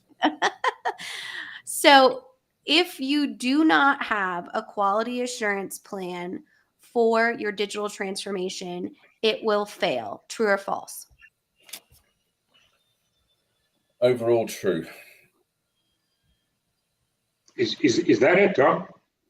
Yeah, wow. Okay. I'm I said one shocked. word. True. You said one Agreed. word. His feelings I are hurt because agree. we True. told him he was talking too much. True. Yeah, Okay. I heard the brief that time properly. Right. Absolutely. So let's end here with a user question, because I think this is a really good one from one of our listeners on LinkedIn. So thank you so much for watching. To what extent do solutions like SaaS and cloud solutions play a role in quality assurance? We've seen obviously a huge migration into more software as a service and software as a subscription based solutions. So what does that look like as far as that quality assurance piece to that? And Dom, let's start with you. To some extent, it may simplify things. So for some of the SaaS solutions or cloud, certainly things like Oracle, in the old days, Oracle was out of the box solutions, or so we thought. And then people tend to over egg requirements gathering, and end up sort of building something that's not what the original ERP was for, and it's supposed to, get rid of your legacy, have a out of the box ERP, best practices. I think we moved away from that a lot with people extending and customizing ERP. I think cloud brings it back to that sort of area where it's out of the box or in the cloud. Mm-hmm. So you have a much more structured, usually a template based. Some of these ones come pre-configured. So I think there is a probably easier to QA and have a quality product around the SaaS products now, because they're less tampered with in aspects. So that would be my initial view. The only thing you've got to look at is how it affects your IT governance, your IT operating model going from maybe on-premise to the SaaS model, things like that. There's obviously quality and governance around that area. But I think it simplifies it. Simplifies. Okay. And Clifford what about what about you, Clifford? What's your feedback on that question? So I think SaaS models are generally more of a adopt rather than adapt approach in terms of the design. So certainly in terms of that phase, it's somewhat simpler, but I wouldn't suggest that it's any less important in terms of SaaS or cloud deployment. It might be simpler in certain around the design, but it's still extremely important. Yeah, but I think your metrics would go a little bit about what I was saying around data. It's all more about the data than data reconciliation, and what's your metrics around that, and business readiness, as opposed to have we built it properly? Have we measured all the requirements? You still need to do that, but I think it probably simplifies that bit. But yeah, you're right. No less important to do it. Certain quality assurance is still important. Absolutely. Well, thank you so much for joining us and sharing these great insights. Obviously, quality assurance is one of the things that we see as a need in the marketplace, which is why we specifically in this region put so much emphasis on how do you ensure that your digital transformation is successful, and quality assurance is that insurance piece. It's very similar to, you wouldn't drive a car without insurance. So if we can help you in that way, or just simply have an informal conversation, let us know. You can always reach out via LinkedIn. You can also download our 2023 digital transformation report, which goes through all of our quality assurance framework. That's in the description for each one of these events. as well as on our website under our thought leadership. So thank you so much for all these great questions. And thank you to Clifford and Dom. We're going to take about a 2-minute break, just similar to what we did there. You can remain on the stream. And we're going to actually end our event today with a very informative CIO panel. So these are CIOs, former CIOs from the EMEA region that can share a wealth of knowledge around digital transformation and just IT strategy in general. So we're going to have a great conversation with them when we come back. Remember to think of those questions. You can engage right on your platform that you're joining from. We can see all of the chats. If you've seen me all day, pull up those questions, and you do not want to miss this opportunity to ask these important stakeholders these questions. So we will see you in about 2 minutes, and hang out with us. Thanks again to Clifford and Dom. Pleasure. Thank you. Thanks, everyone.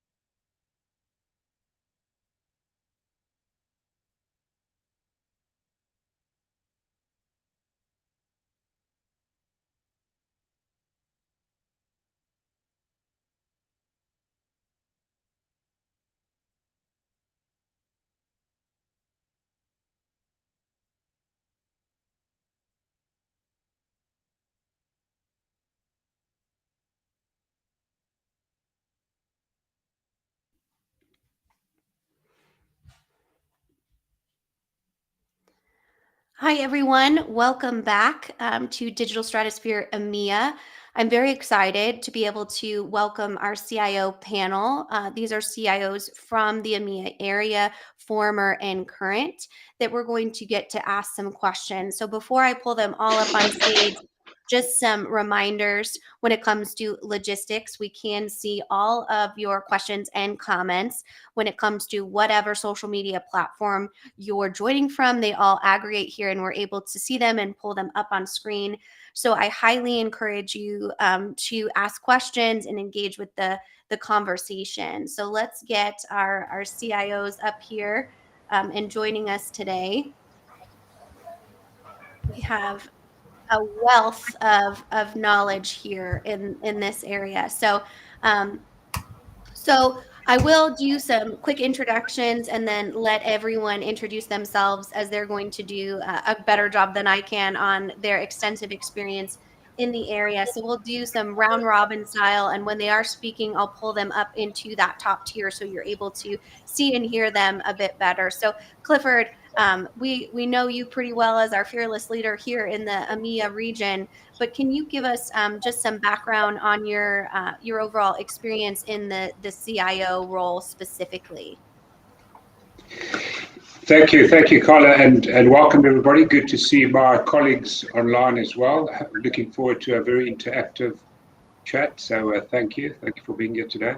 Carla, it's been a while since I left my CIO days, probably about 15 years, but so probably well before the start of this whole digital transformation era.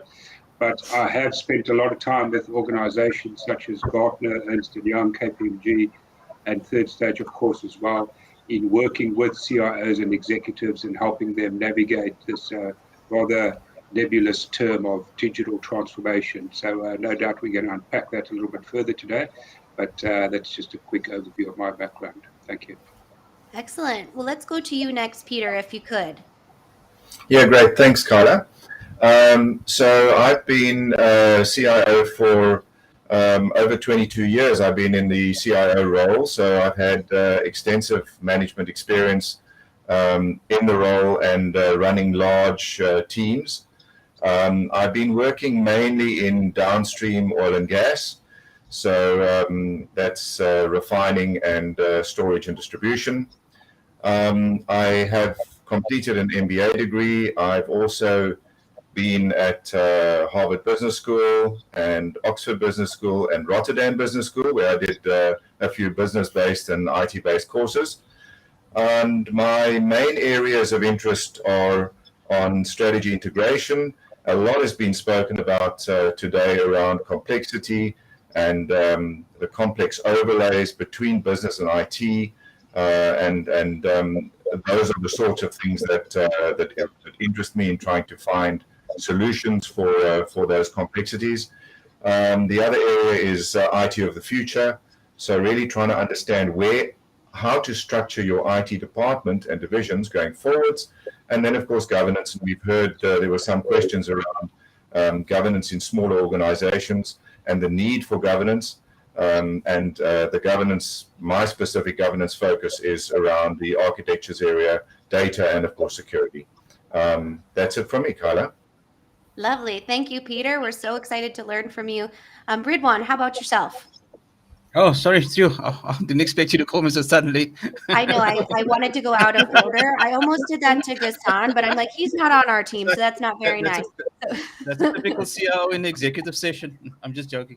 I'm director at Third Stage. Prior to joining, I spent about 5 years at Gartner, where I actually worked with, coached, mentored, and helped CIOs and chief digital officers with strategy. So prior to that, my CIO experience has been in healthcare and in financial services. So it was interesting. In the first time I did it, the financial services digital transformation wasn't there. I went from a senior business analyst straight into a CIO. A lot of guys who have come through the trenches will know exactly what I'm talking about. So that was very, very interesting. Learned a lot, though. Second time around, when I was a CIO, what was interesting is while I was executing the CIO duties, I did my MBA around digitalization. Yeah. So that's the experience I bring to the table, and I look forward to interacting with my colleagues today. Well, excellent. Well, speaking of your mentor roles, we have our youngest member, which is the young gun here. Sholafel, you want to introduce yourself as well as one of our current CIOs within the area? Yes, thank you so much. Yes, I am Tsolofelo Moecha. In terms of my experience, so I come from a route of software development. I have a BSc and an MBA like most of us these days. But what makes it interesting is that I started as a software developer and worked my way up from leadership and management all the way to CIO. So today, when you meet me, I'm one of those freshly minted CIOs, and Ridwan was one of my mentors while I was battling in the trenches, trying to convince business to do this thing called transformation. Well, excellent. Well, we have a lot to learn from you, as I know we're going to dive into the role of a modern CIO here in just a bit. But last, but certainly not least, is Ghassan. I feel like we're old personal friends at this point because you join all of our live stream. We learn so much from you. So if you want to, if you could just let us know a little bit about yourself and your background. First of all, thank you, Kyler, for having me on the CIO panel. My name is Ghassan Kabbara. I was raised and born in the Middle East, in Kuwait most of my life. I worked in Saudi Arabia, a bit in Dubai and Bahrain. I graduated as an electrical engineer back in the 80s in Northeastern University, and my career started working as a hardware engineer fixing computers. That was kind of boring. You were just changing chips and motherboards. So I started to get into the software and the analytical side. So I worked with a software services company back in the early 90s. And then I evolved into as an IT manager kind of CIO position with car dealerships. I worked with 4 car dealerships and 10 years in the construction industry. Also, I've had a lot of chance to work as a consultant, worked with the Big Four on a couple of projects in oil and gas, and done over over a dozen consultancies. And I'm an auditor as well. I go inside and I audit IT departments and do some freelance work. And I wear multiple hats. Well, excellent. Well, we have a lot to learn from you today as well. So we've got a lot of folks on this panel. So if you'd like to dive into one of the questions that I answer, just go ahead and put your hand up and I will pull you up into the hot seat, as I like to call it, up here on front. But I want to start with you, Peter, first of all, and kind of talk about how the role of a CIO has changed within the last 5 to 10 years with your wealth of experience. And then building on that, how do you see it changing within the next decade or so? Okay, so I think that, over the last 10 years, we need to look at the business landscape and review how technology has impacted organizations, how during the pandemic customer behaviors and preferences have changed, which have also impacted on the way organizations need to be structured and how they need to deliver their services and so on. So when we're looking at the issues around organizational performance, we've also been exposed to a lot of the issues we've had on supply chain problems globally, and many supply chains being linked globally have had issues. We've all experienced problems, whether that relates to manufacturing or to food or any other services. So organizations basically have to start looking at, how do you transition to ensure that you remain relevant in this current context? And of course, to do that, the CIO is really very well positioned, given that there should be a lot of understanding, deep understanding of the technologies, of the potential capabilities of the technologies, and then also a good understanding of how that specific organization that they work in, how that organization needs to adapt to the changes and to respond to the changes that are expected by the consumers and the customers. So essentially, I think that, if you look over the last 10 years, just track back on the technology, track back on where CIOs were purely more focused on operational issues, probably infrastructural issues, application issues, and how that has transitioned into CIOs playing a leadership role in defining the new business operating models.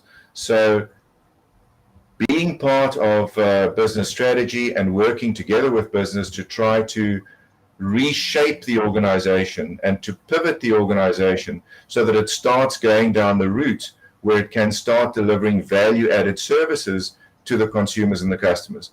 And of course, that comes back to the point of saying that the CIO's role itself has transitioned to being more of a value-driven role.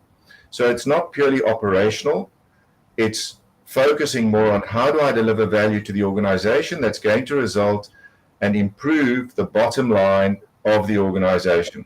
So I think that that's sort of historically where we have been, and where things potentially have come from.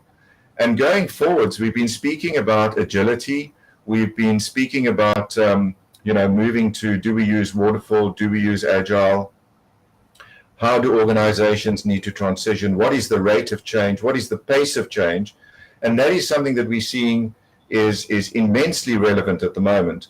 That strategy in the past was largely drawn from history. It was largely incremental, whereas strategy going forwards is going to be based on exponential change. And exponential change cannot have a static historic strategy. It needs to have something like scenario-based strategies, so that as the trigger points happen, you can implement the strategy that's most appropriate. So I think going forwards, for CIOs, it's going to be an enormous challenge, but an extremely exciting period, and great to be in the role at this specific point in the history of technology and of organization transitions. Absolutely. Very well said. And I love the energy around that excitement. So Clifford, talk to us a little bit about this evolution that you've seen not only in being a CIO, but advising CIOs. Yeah, I mean, and I'll respond by latching onto a term that Peter used, Kyla, the operating model, and being able to influence an organization's operating model. It's not a role that we would have expected from a CIO even 5 or 8 years ago. So the CIO as a disruptor, I think, is an important role. And what I mean by the operating model, so essentially how organizations create, deliver, and capture value, and the types of capabilities required to do so. And of course, this in a market that is going through such a pace of change. So the CIO's ability to bring that outside in view and proactively influence business strategy, not react to it, which is, in my era as a CIO, and I've seen this change happen. In my era as a CIO, the traditional way of strategic planning was the business go away, do a strat plan, and come back, hand it to the IT guys, and 6 months later, you may get a response from the IT guys as to how they're going to respond to the business strategy. And typically that response is going to be crafted in techno language and generally start with listing the top 5 IT pet projects. And that's changed. The CIO as a disruptor has to be able to sense and be able to guide the organization in terms of responding to both digital opportunities and threats, and be proactive in being able to do that. And of course, the last point I make on that is that requires a seat at the executive table, and many CIOs struggle with that, either because they have a legacy of poor delivery or because they simply do not have the leadership skills and business acumen to be able to contribute at the executive table. So a whole lot of challenges for CIOs at this point in time, I think. Absolutely. And Ghassan, can you talk to us a little bit about that overall evolution, and how do you earn a seat at that table? And I'm just going to leave this right here. Have you read all those books or no? Yeah, I guess. Yeah, thank you very much. I just want to build on what Cliff was saying. As you know, in the past, the CIO has been nothing but a back office, and IT has been treated as a cost center. And we want that to change. We want a seat on the table. So the first change that needs to happen really is the job description, I believe, of the CIO needs to be changed. So we can earn that seat on the table. And I'm sure there are a lot of companies that are CIOs that are trying to get to the second stage, not being order takers as such. So yes, to be a business leader, we need to be able to innovate and make changes, and also not only as a change agent, but also be able to translate the technology, the tech talk that we have with our team, and convert that in simple English to the executives. And we need to cultivate a network of people so they can be on your side. And really, it's a people's game at the end of the day. We need to get out of our seats from sitting, talking to our technical people, and start spending a lot of time with the executives. At the end of the day, as a CIO, we're a target in the middle. We've got our boss to worry about. We've got our subordinates. We've got our peers. So we have to go, around this target and do the tour so we can slowly build the trust. I believe we need to start building the trust. Yeah, that's well said. And Tashola, I want to go to you. As you know, you are obviously in a sitting CIO role. How do you feel about that evolution into more of a strategic executive decision maker as opposed to just siloed in technology? Yes, so it's very important. I think the question was, how do we earn the seat? So we Mhm. earn the seat at the table by being strategic. So one of the questions talking about being reactive or proactive. So that's where we start. We be proactive, and that starts off with us as CIOs understanding the business. We should understand the business probably more than anybody else, right? When you use department, they're all about product. They understand product, marketing understands marketing. But as a CIO, I think you bring the most value by understanding the business from end to end, and you see the whole universe of how technology can create opportunities.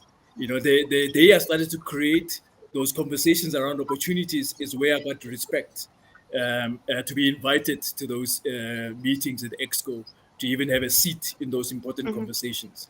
So we need to move away from being seen as the guy who's going to fix your Wi-Fi to a guy who's going to speak possibilities. How do we see technology creating those opportunities for our business to add to the bottom line? Absolutely. Spoken well from a modern CIO. And Ridwan, I know you advise CIOs. You're our main advisor when it comes to building transformation projects, but also how do you be a successful CIO? You even have a series on it that you've done for Third Stage with us as well. And so, how do you navigate these new political landscapes around being a CIO? I know you've mentioned something that's really always resonated with me is it's a very lonely role. It is a very lonely role, and yeah, we forget in the at the start of back in the, I think it was around about the 90s, CIO actually stood for career is over. So I think it's coming back again if CIOs don't step up to the plate. So I'll build on what you're saying, Kyla, but also just going to that earning your seat at the table. So I'll give you a practical example. When I was in healthcare, so I I earned a seat on the table by what I call the ticket to the game. So everything is running, right? So you must make sure your back office and stuff is running. If that is not running, don't even bother trying to talk about strategic stuff. If the guy says it takes 2 weeks just to get a laptop out of you, I'm not interested in giving you 100 million for your project. So I think it's important that we mustn't overlook that. We mustn't give the wrong impression. That's still part of your job. So make sure that all of those things are running. Then start have the strategic conversations with the business. And then what will happen organically is like we shouldn't be asking for permission, because what happened in my case is that they needed somebody to look after corporate services. And because my department was running, I was starting to build out digitalization. Now, if you think about digitalization, it encompasses your entire business. It's not just an IT thing. So I did a lot of to answer your question about how do you navigate this, you have what Gartner calls us a digital evangelist. So you talk about it all the time, but you talk about it in business sense and you win them over. What ended up happening is that I ran IT as well as corporate services. And I'll bring it back to there's a question that's being asked here. Are CROs the COOs of the future? Most definitely. It's already happening. It makes sense because what you're finding now is like, so even CROs are getting what they call head of IT. So they're getting them to run the back office and they're becoming more like the COO of IT. But going forward, I definitely see CIOs becoming the COOs. So how do you navigate this thing? By being politically savvy, understanding the business and the technology, and then triangulating all three to be able to show that it fits in with the business vision. And then going forward, the new term that's coming out now, it's called the future fit CIO. So instead of being an order taker, a modern CIO, you start to transcend and say, here's business models that you haven't even thought about because AI is enabling that. So a bit of a roundabout way, I tried to cover many topics there. I hope I answered your question. Yeah, well, absolutely. You always do in such an eloquent way that's so easy to digest. So that's why we force you to be on all the live streams, Ridwan. You're our star. But Peter, how do we earn a seat at the table as a modern CIO? Crack the code on that for us. Okay, so I think the first thing is to separate structure from the role that you're performing and the deliverables. So a seat at the table does not mean that you need to report to the CEO. Okay, and I think that you need to get that mindset shift. A lot of CIOs in a few years back, it was a drive to try and get a seat at the table by reporting to the CEO. That's not necessarily the case. There was an earlier question around being proactive or reactive.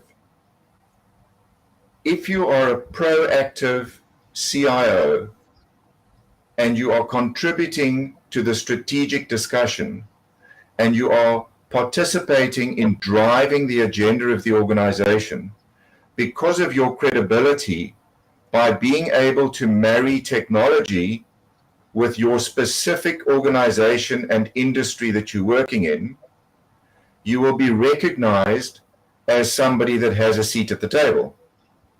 So I think that it's very important to get that sort of set in your mind, that it's not a positional play, it's a behavioral play. So I think that, what needs to be done to make sure that you're going to get a seat at the table, as I mentioned, is, it's the way you understand the technology environment, the business environment, the context of your organization, the context of the broader customer environment, what your customers are expecting from your organization, and therefore what you need to do as a CIO to integrate all of that to get you part of the strategic discussion, which of course is then going to result in business improvement to the organization, whether that is internal business improvement or external business improvement. So internal improvement could be operational efficiency improvements through technologies. External improvements could be value-driven, generating income-driven generation type improvements. Well said, Peter. Absolutely. I love that you touched on that opportunity to have a seat at the table. It doesn't mean you need to report to the CIO. It means you need to know the business. And speaking of that, Clifford, it sounds like based on what we're saying, the evolution is really moving into more of that business technologist. So maybe you can kind of explain to us some of the skills that are needed for a CIO in 2022 versus a CIO in 1992. Sure, Carla. And one or two quite simple things come to mind. Language. Language is important, and we tend to, IT speak has a set of terminologies and acronyms of its own. And I know from being involved in many projects, often the business users don't have a clue of what we're talking about. And so just being able to use simplistic and frame things in terms of business outputs rather than IT techno speak. It builds bridges, but it's a great divide. And sometimes I think it's convenient for us as IT professionals to have our own language. It's kind of provides a little bit of an exclusive club. And it's so important that we just use simple language and we break things down. I mean, the number of times I've been waiting outside a CIO's office for a meeting, and I go around and look at the notice board, and there's a list of all the IT projects. They're all framed in IT terms. The SAP project, the infrastructure upgrade project, the land project, it's all framed in IT terms. And one has to, as an example, turn that around. So what are the business capabilities and competencies that we're hoping to improve or advance? And frame it in terms of why do we need to call it the SAP project or the Microsoft project? Can we not call it the business improvement project? Or the business process re-engineering project, or whatever the case may be, the customer centricity project, etc. So I think something simple like language is a great divide, and we need to be able to speak in business terms and frame our contribution in terms of how it enables businesses and improves businesses' performance. So I think that's a simple but extremely important thing that we can do to improve the relationships and create joint accountability with business.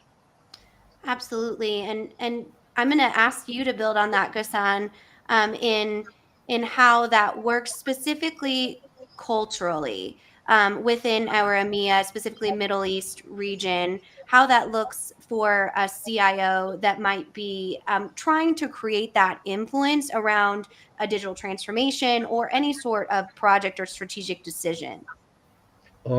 Thank you, Tyler. Before the CIO in the Middle East tries to build, I just want to say something because I've worked with SMBs and not SMEs. The difference between an SME and an SMB is SME is an enterprise and an SMB is a business. And sometimes you don't have the structure that an enterprise offers, from top to down to IT. The CIOs for those SMBs, the challenges they have now, as you know, no matter what size of an organization you have, and I want to focus a bit on the cyber threats, you're going to get attacked, whether you like it or not. Okay. And so the SMBs tend to have less resources to be able to mitigate the risks of attack. The same goes with emerging technologies. Okay. So they don't have those funds that they would like to have to start experimenting with the AIs or even the BOTs. So what I've noticed is that they're always trying to fight fire. So that's why for them to innovate, it's very challenging. Okay, and that's where you have to go back to the CEO and ask for more budget, and you have to have a good proven case to be able to go one step beyond, because you basically you want funds to be able to move on. The same goes with the skilled workers that you have in IT. And what happens is we tend to outsource a lot in IT, and by outsourcing, what you do is you're not letting the person that works internally to get his hands onto a project, so eventually they feel left out. And I've seen this in a few companies that I've audited or I work with, where they've left you. So one of the reasons that people are leaving, and this is a statistic, is they don't see any room for growth in careers. So it's a very tricky situation I'm talking about with respect to the Middle East for the CIO.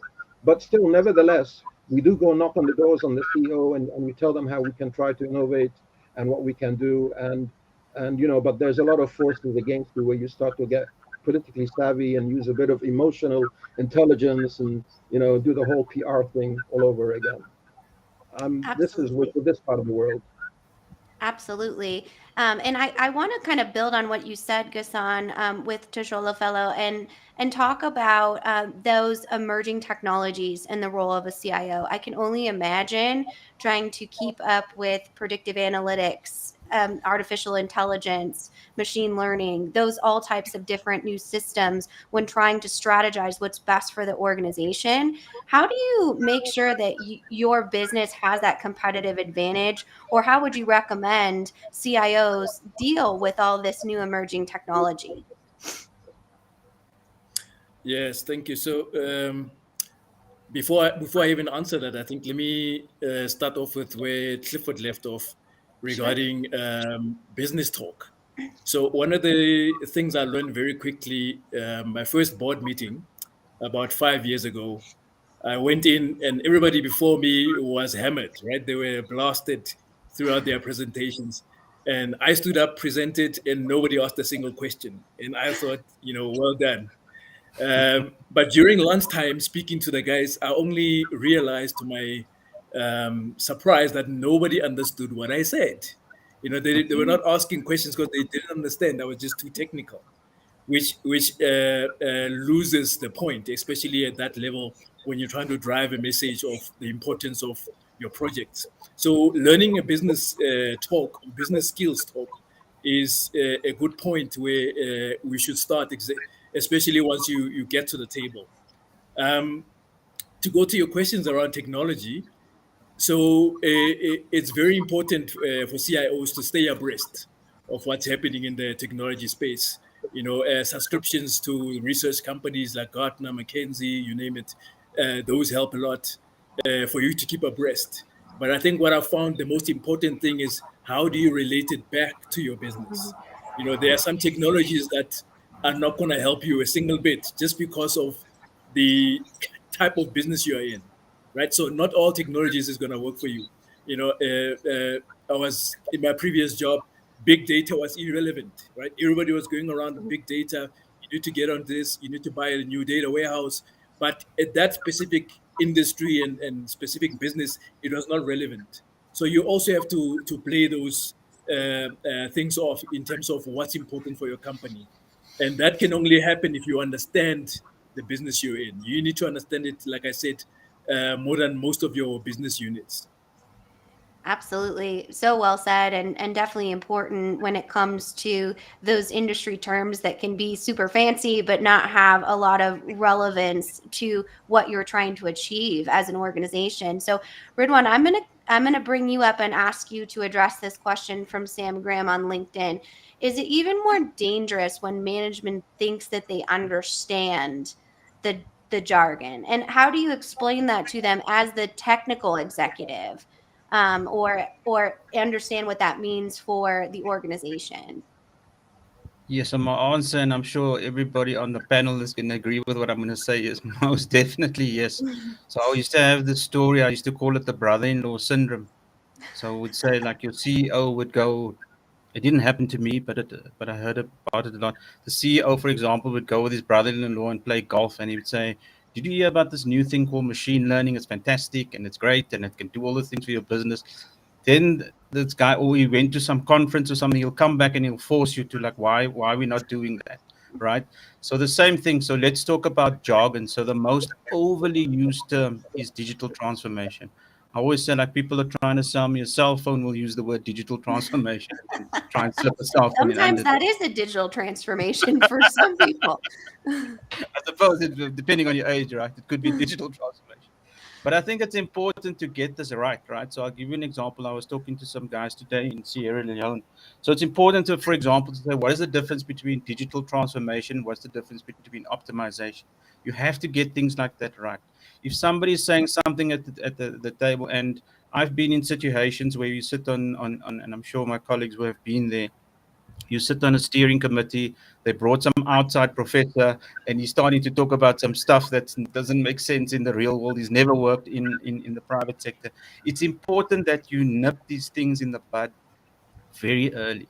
So to come back to that thing about digital optimization versus transformation, if your board thinks you're doing transformation and the company's doing optimization, you're in a bad space. So it's very important to control that language. So it's not just about the language you use, it's about it's watching the language that they use. And but doing it politely, obviously, you're not going to say, "Hey, what the hell are you talking about?" But you have to manage that, because if you don't, what you typically see, you seem to be a Dr. No, and they run off and bring a CDO, or shadow IT starts to grow. So it's very, very important not just to control your language, or manage your business language, but to manage what they are, what the business is talking about. It's very, very important.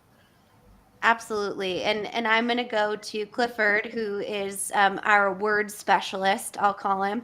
But when we talk about the concept of digital transformation, specifically in that conversation of a CIO, what does that mean when you go in and have that conversation with your business peers?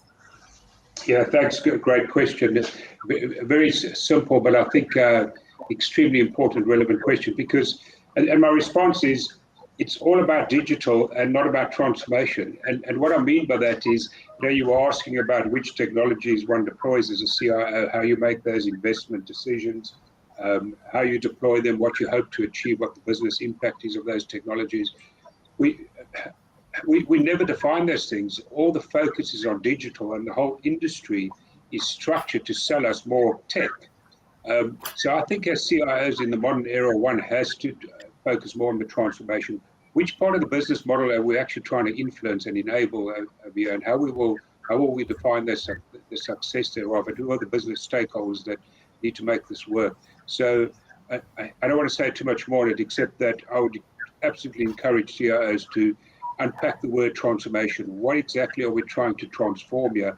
And to Ridwan's point, are we merely optimizing, i.e., are we merely driving more efficient business processes? Because you can do that with legacy ERP. That doesn't have to be a digital transformation program. What are we actually trying to transform and enhance? Or what new capabilities are we looking to launch within the business? So understand the word transformation. It's more important than I'm trying to unpack the word digital, I think. Thanks, Carla. Absolutely, 100%. So I'm going to bring Peter up because I want to kind of pivot on these same lines of conversation when it comes to digital transformation. Typically, you're going through a digital transformation to provide value to your overall business. However, IT has historically been like a cost center to the organization as opposed to driving value. Can you talk about the transition there? And more importantly, how does the CIO prove that they drive value to the business? Yeah, so I think that we all understand how cost centers and profit centers work.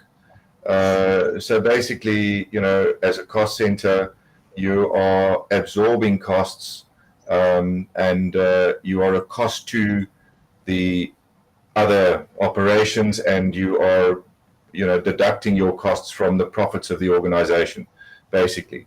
So essentially, when you're looking at IT as a cost center, you're operating in that almost back office mode where you're running as a cost center and you are then having your various operational divisions deducting your costs from their potential profitability.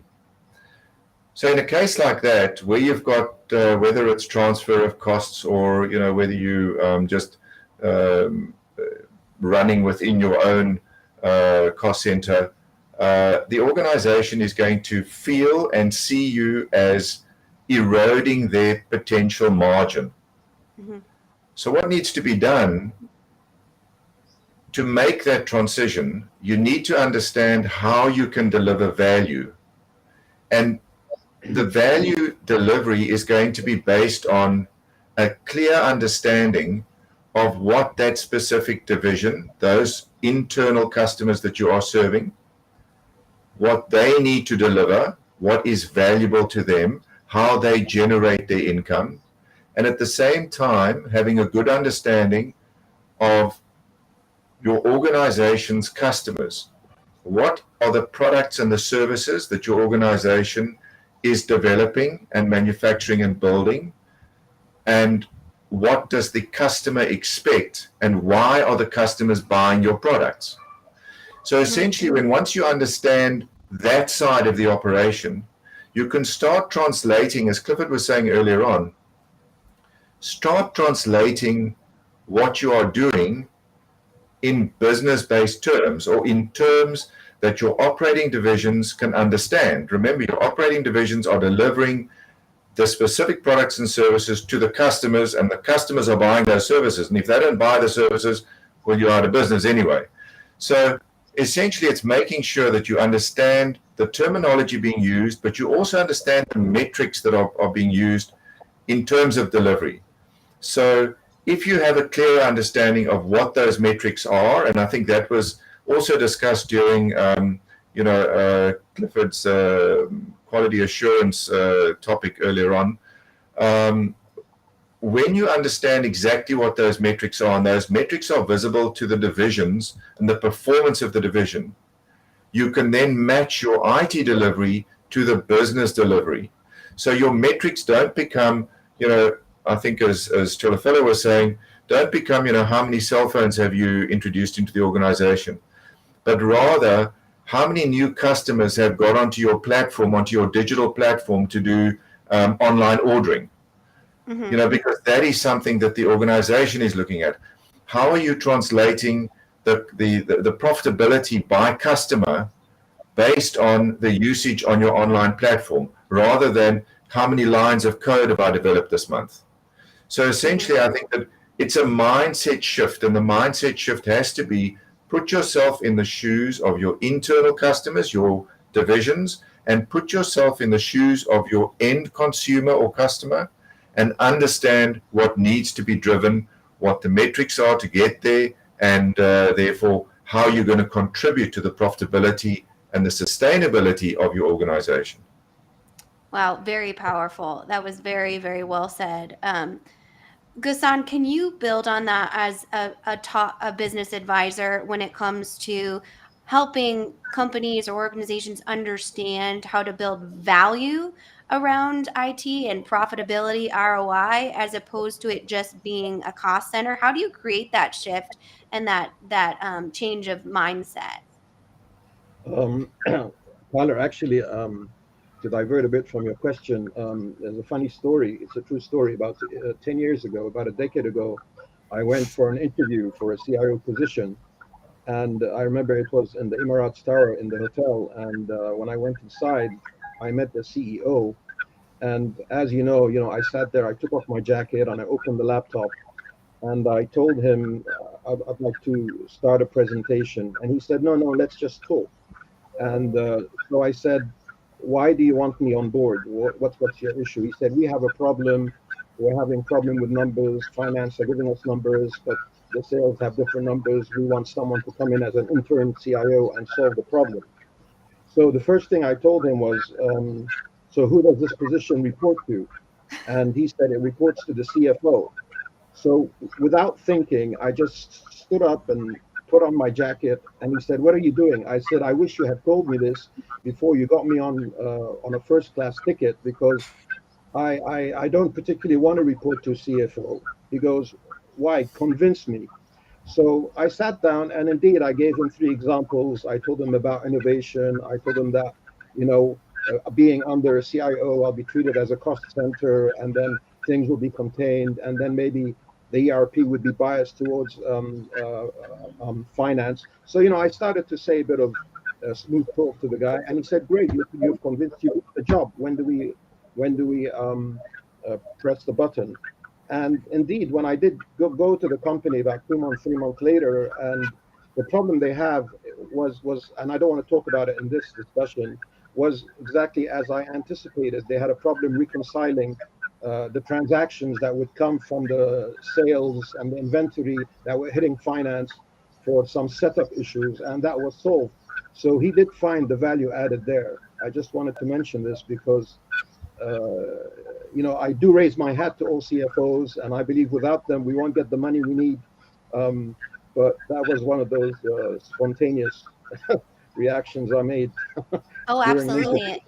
Yeah, we experience that a lot in digital transformation, specifically in our client work. Who owns the transformation? Is the COO, the CIO, or the CFO? And a lot of times, if it's the CFO, that can be a difficult conversation to understand the value in that. So I think that that's a great kind of war story. And I'm actually going to bring up Ridwan to kind of talk about the ownership of a digital transformation project and what that looks like as far as who should own it, or what executive stakeholders should be involved. So I believe digital transformation is a team sport, and the ownership starts at the top. It starts with the board, it starts with the exco, and then it rolls down. So I was watching a talk the other day, and the lady made an interesting comment. She said, as soon as you bring a CDO, all they're doing is having somebody to point a finger at when things go wrong. That's how, okay, that makes sense. Yeah, so it's definitely it's a team sport. It doesn't just include IT; it includes the entire organization.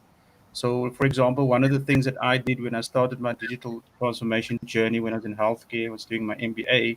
One of the things I picked up from the research is use this thing called fusion teams.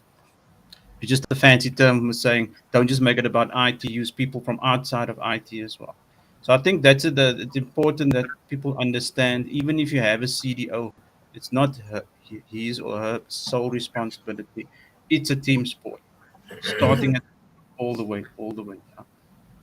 Yeah, well said. And well said, and then hard to kind of navigate, right? The additional pieces of how do you share this responsibility as an organization or as an executive team. And so I'm going to bring up Clifford as well, who, obviously you oversee this on a day-to-day basis and understand that dynamic. So can you explain to us, when it comes to digital transformation, what project ownership should look like? Yes, so I really see that question, Carla, as not dissimilar from who owns the business strategy, because you cannot separate the two. And too often these days, one sees in an organization a business strategy, sometimes, not always, but often some form of a business strategy. One sees a separate IT strategy and increasingly a separate digital transformation strategy, and never show the three meet. And in this day and age, one cannot have that. You have to have it developed, both in terms of its development and the final product. It has to constitute one interdependent strategy in terms of how the organization is going to move forward. And the evidence and justification for that is very clear. If you look at any business strategy in this day and age, and there isn't a significant component or portfolio of technology projects enabling and driving that, something's amiss, because one can do nothing at scale these days without being dependent on technology. So the interdependency and alignment between technology, whether we call that digital transformation or IT, and the business strategy is, those divides have come down. It needs to be one business strategy that clearly articulates how the organization will leverage technology resources and assets to achieve its business goals. There's no such things as separate digital IT business strategies, in my view. Yeah. That's interesting. That's very interesting. And Tsholofelo, I kind of want to get your perspective on this as someone who kind of lives within these trenches on a day-to-day basis. How do you see your role as a CIO? Are you just a leader simply of the digital piece, or are you a main executive on the business strategy side? Yes, I think the most important thing is for us to see ourselves as a business unit, a business unit that can contribute to the revenue of the company. So when you see yourselves like that, then you're not just a technology evangelist, but you are somebody who is championing business objectives and business outcomes. I think a lot of the issues have come from a business partner, maybe a sales department saying, "Hi, Solo, can you digitalize me?" And then they go and sit down, right? They leave you there, come 3 months later and say, "Have you digitalized me?" So we found the hard way that it doesn't work like that. We need to be working together with the business in these types of digitalization projects where he's the champion of the project, but IT is the lead in execution, for example. Where I think one of my sales chiefs wanted a new CRM. It worked very well when he is the champion of the CRM and then IT leads him in the implementation, right? Mm-hmm. Rather than saying, IT, you go and do this thing, and then come back a couple of months later and say, I don't know what you've done. So what I found works best is where the CIO builds very strong relations with the business, where networking is an important skill to have. Building relationships, being able to have somebody's back and call when there are issues, when there are opportunities for discussions and so on. So I found it works better if us, the CIOs, are more business savvy and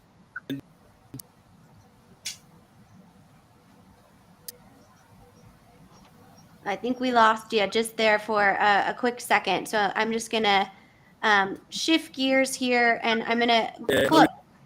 Oh, sorry. Are you back?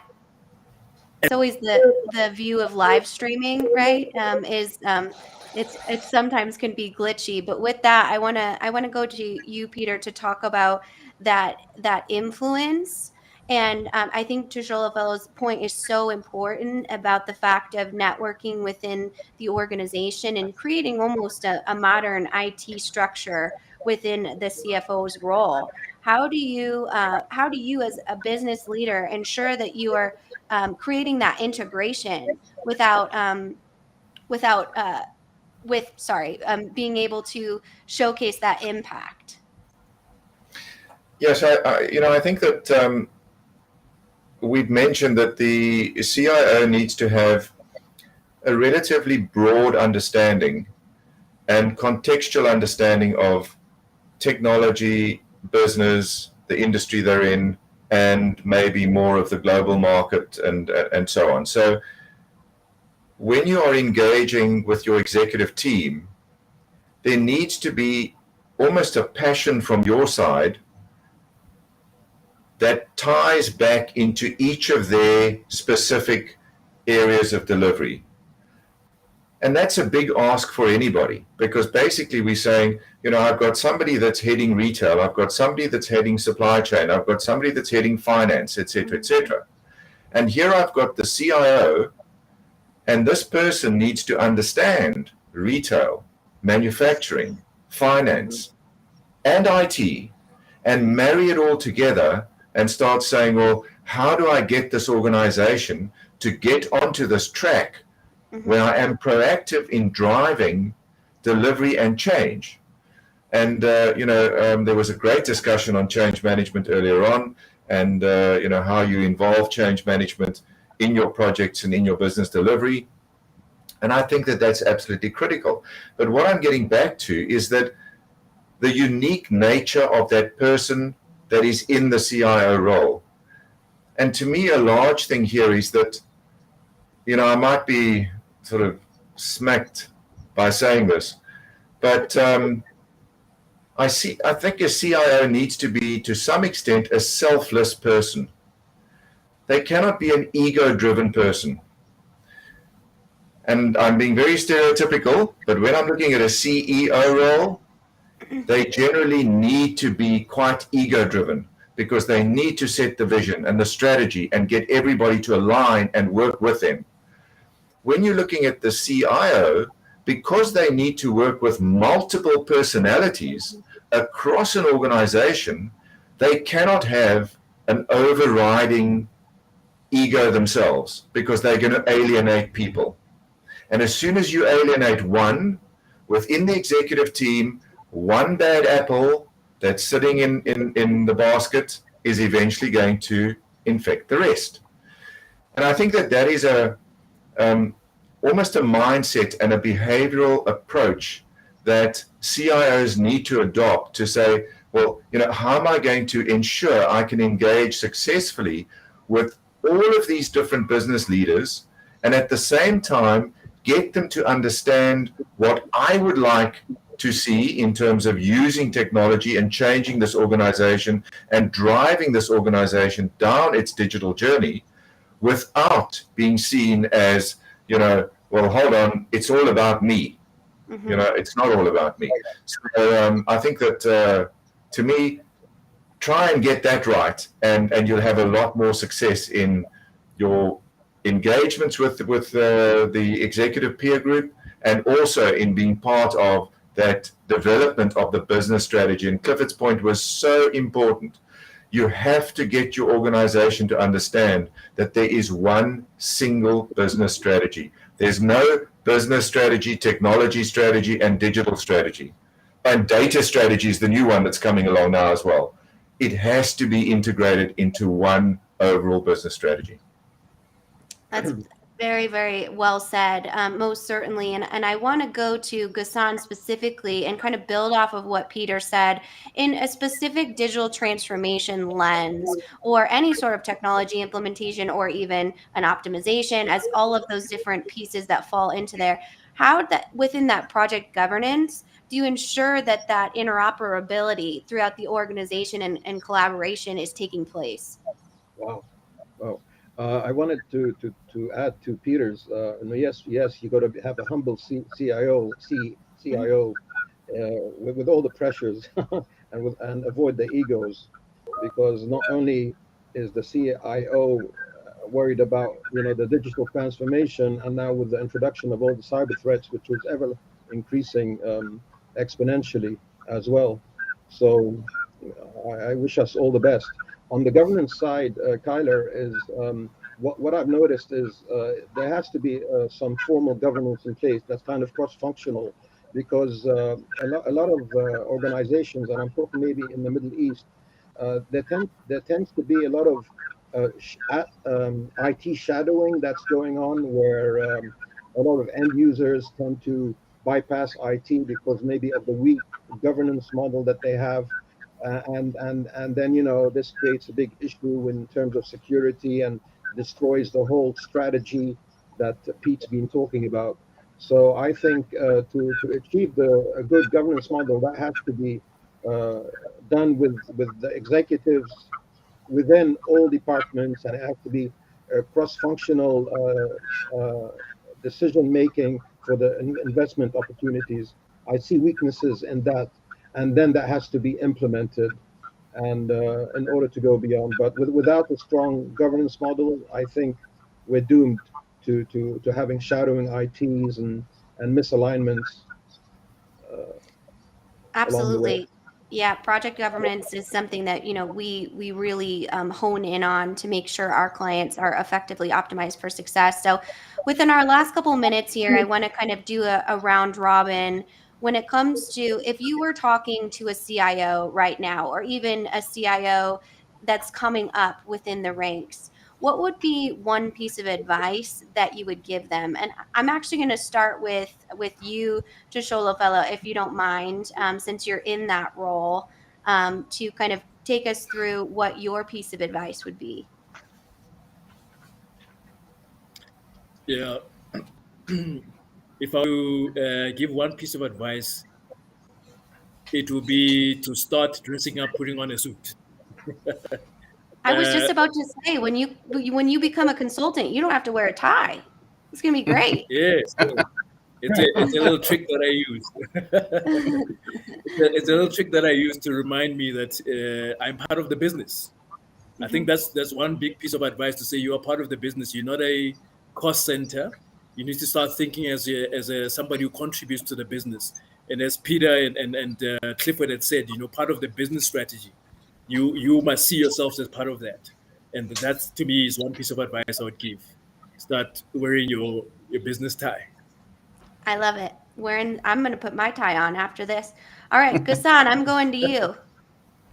Yeah, one piece of advice, I would ask that CIO to revisit his SWOT analysis of himself, and be really honest and humble about his weaknesses, and of course identify the strengths. Because what you want to do is you want to look at those weaknesses that you have, whether you're a techno savvy guy and you're not a people's person and you want to get inside, and you want to start building on that, so you can start gaining trust, and building, cultivating the network within the organization. Again, I go back to the issue: do a PR, be a people's person, and start meeting with people. Let them trust you. People will buy from you if they like you, they know you, and they trust you. And you need to do that. That's my tip Know on you it. and trust. Yeah, absolutely. Be a people's person. Be fun. Bring the fun. Right, Peter? Yeah. What would you give your advice for a CIO?